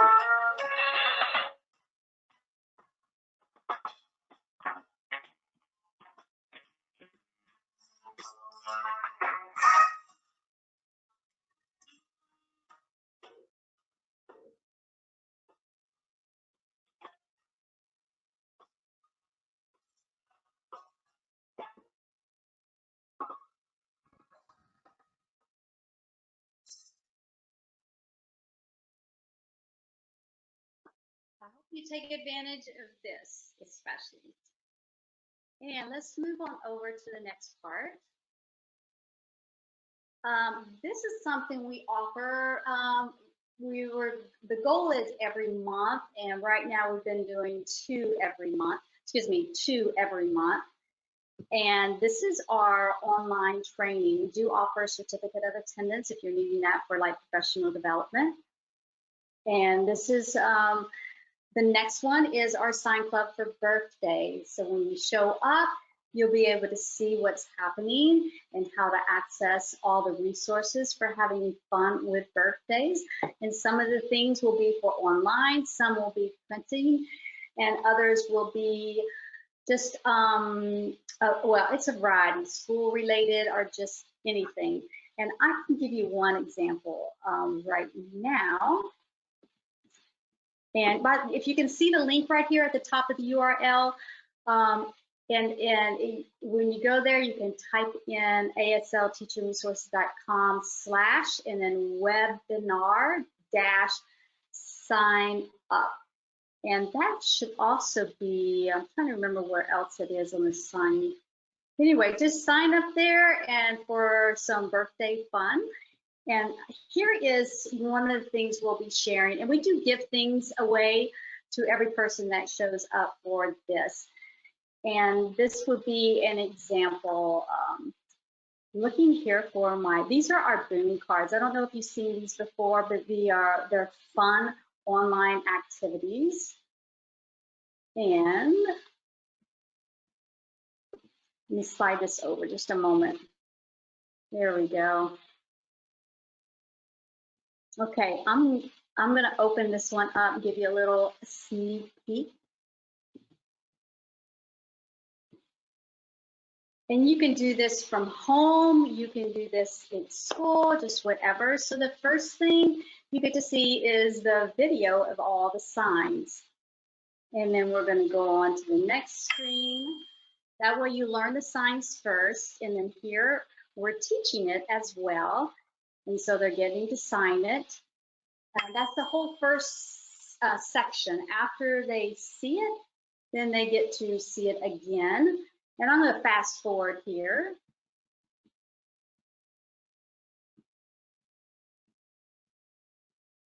Because then you get to test knowledge. Okay, so here we are. Now, which one will match this sign? Is it game, is it candle, or is it cake? And then the child would choose yes, they got it right, and it progresses on. There is more to this set as well, but I won't take the time right now.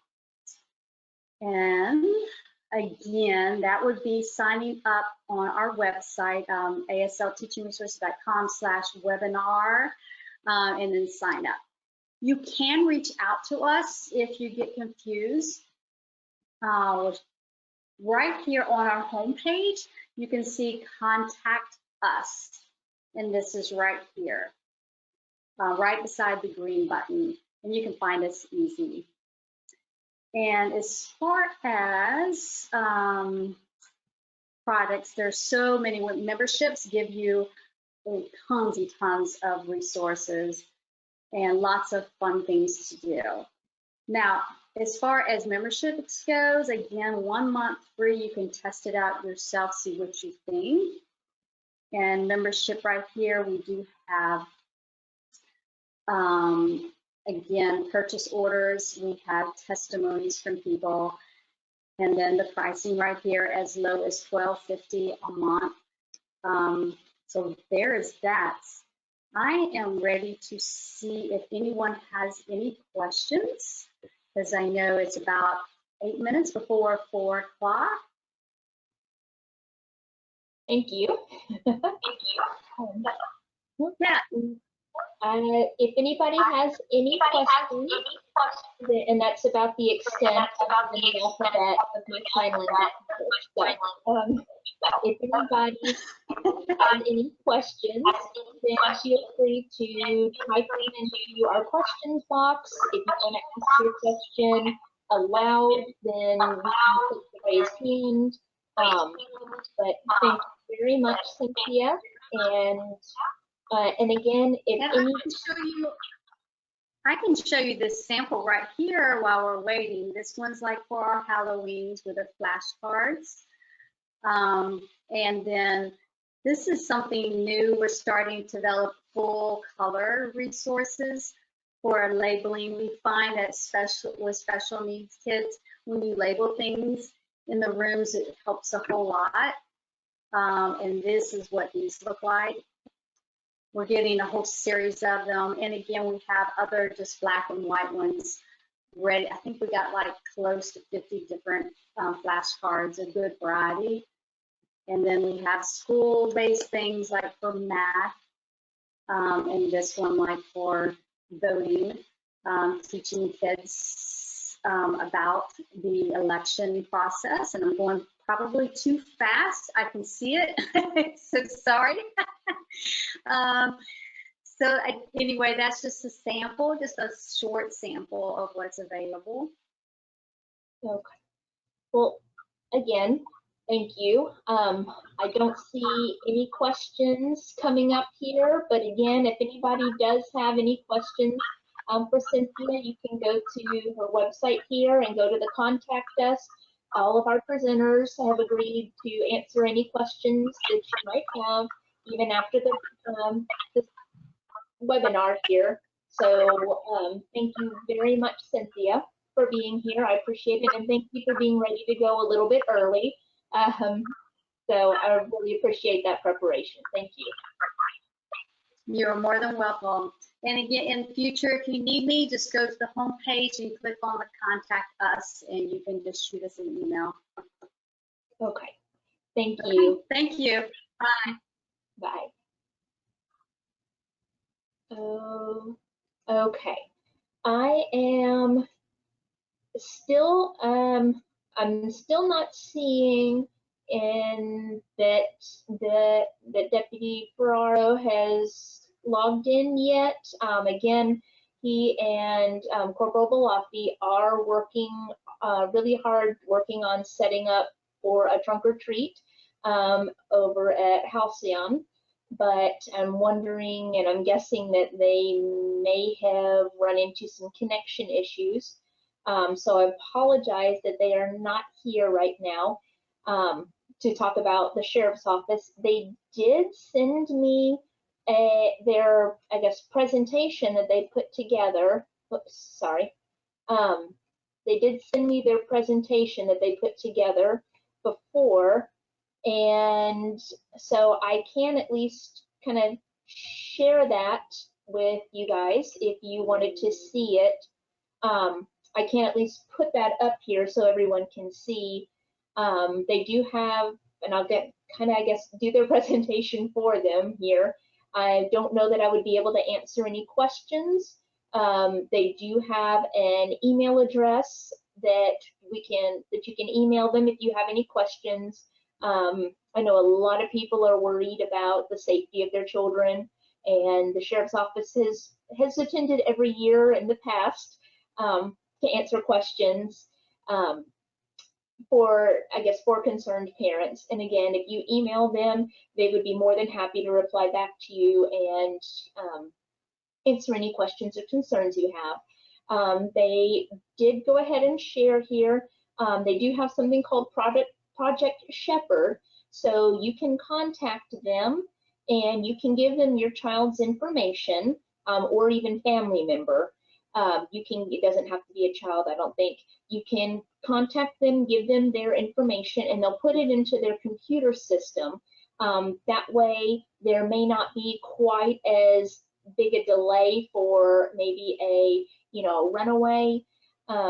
If they know that your child has special needs, then they will probably go ahead and start searching faster for them, knowing that there's, I guess, a higher level of danger for them.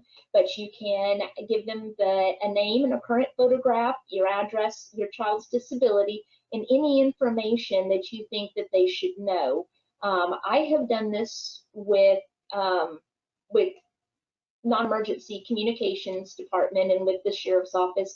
I've given them my son's information and some specifics so that if anything happens, then they will know how to approach him safely, and for both him and the deputies. They'll know how to approach him, how to talk to him, what to say, what not to do.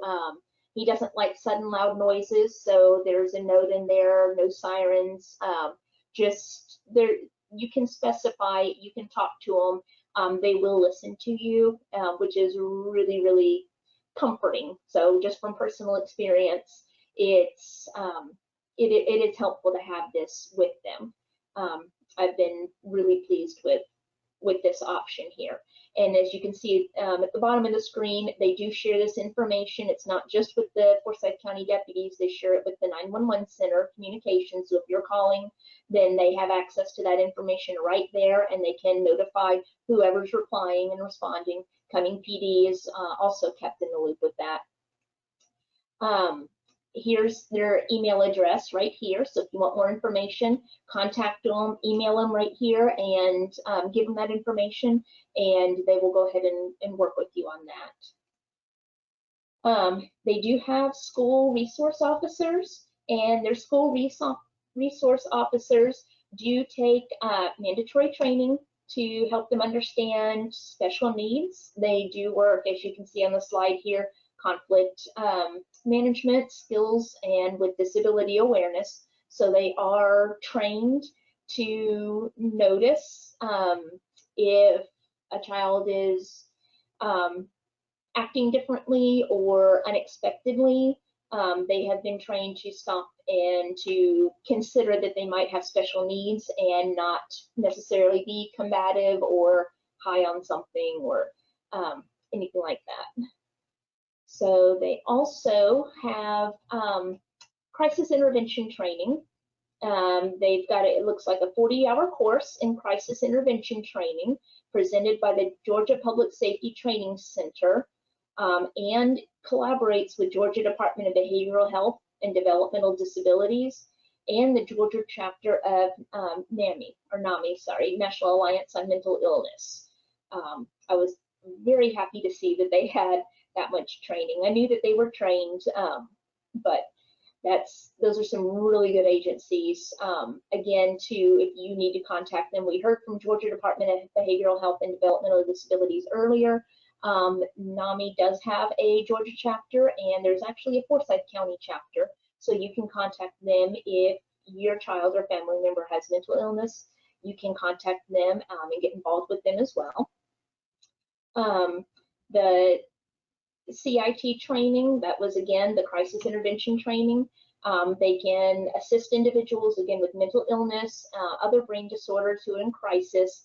The training also, and I was very happy to see this as well, ensures with people with a mental illness diagnosis and other brain disorders will receive treatment.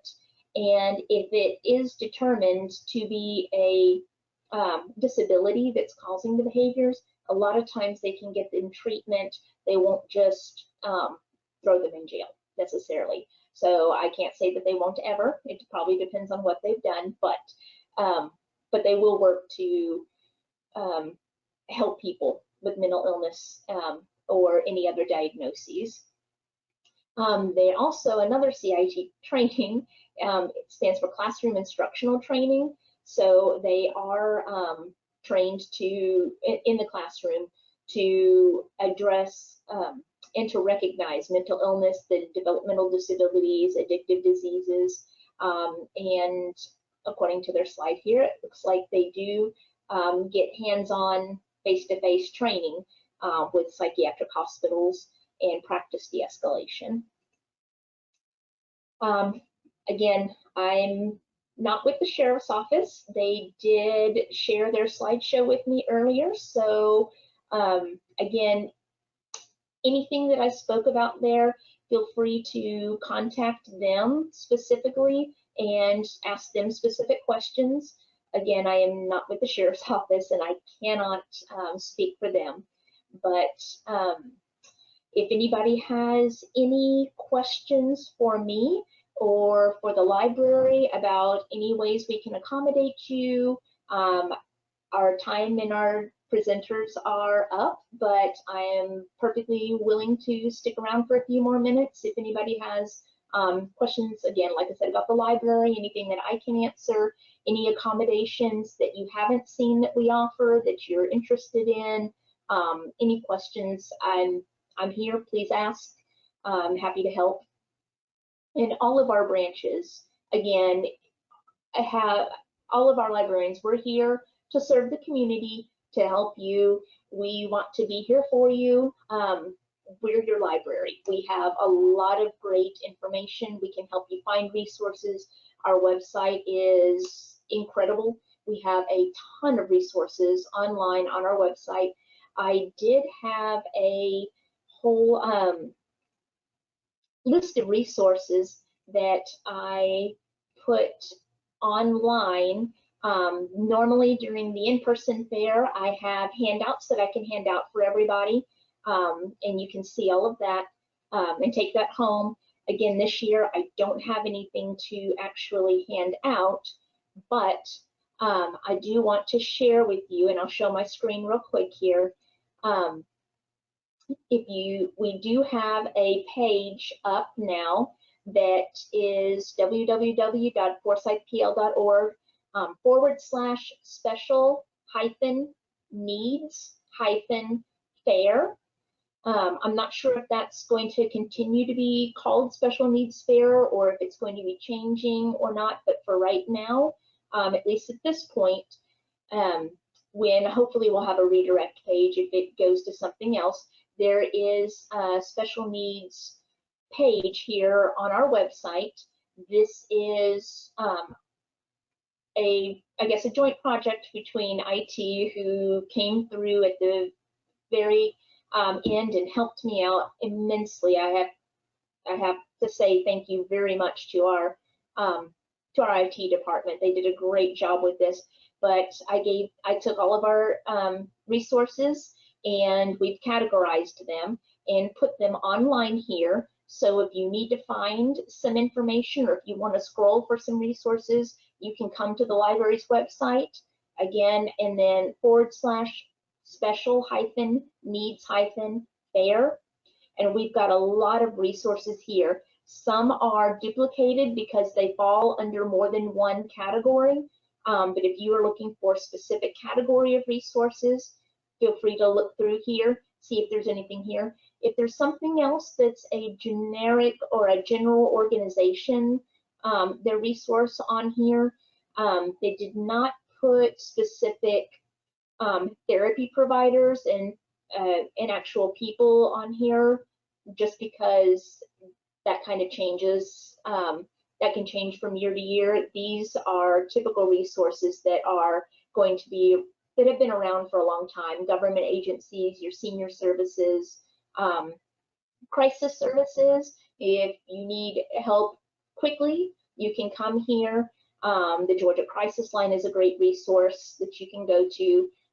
They will help with talking things down. If you've got a teen, there is a teen health and wellness .com. There are a lot of hotlines in this list, and there's a lot of great resources. Deaf and hard of hearing services, your blind and low vision services. Georgia does have, let me go back up here, School for the Deaf in Atlanta and Georgia Academy for the Blind. So if you have a family member that you think would benefit from that. Here is the Georgia Libraries for Accessible Statewide Services for Glass. Again, contact them if you have low vision or you vision reading issues. If you need to hear books, contact them and they can set you up with that. There's also recreation resources if you're looking to have fun. If your child or the person you care for wants to go out, have some fun, there's a lot of recreation resources that we do have either here or nearby. Most of these are in Forsyth County. Some of these resources are in surrounding counties, but they're all going to be kind of a Atlanta and North Georgia resources here. But there's a lot of good resources that you can find on here. Mental illness resources. Here is the NAMI resource, their contact information. There's support services resources. This is a great category. Creative enterprises for adults who need vocational rehab training. They've got on and off-site training. And there's a little blurb about all of them. There's, if you don't have insurance through a company or something, there's a coast-to-coast discount prescription card available to anybody. You can go on there and sign up for that, and that might give you some prescription discounts. The Health Department Food Allergy Kids of Atlanta is in here. If you want more information about food allergies or resources, I think they have get-togethers as well and educate about safer environments. There's a really long list of resources there. Educational resources. These will either educate you and your family, or they are a school and will educate your child. In here, the International Dyslexia Association of Georgia, there's a link to that here as well. Accessibility resources.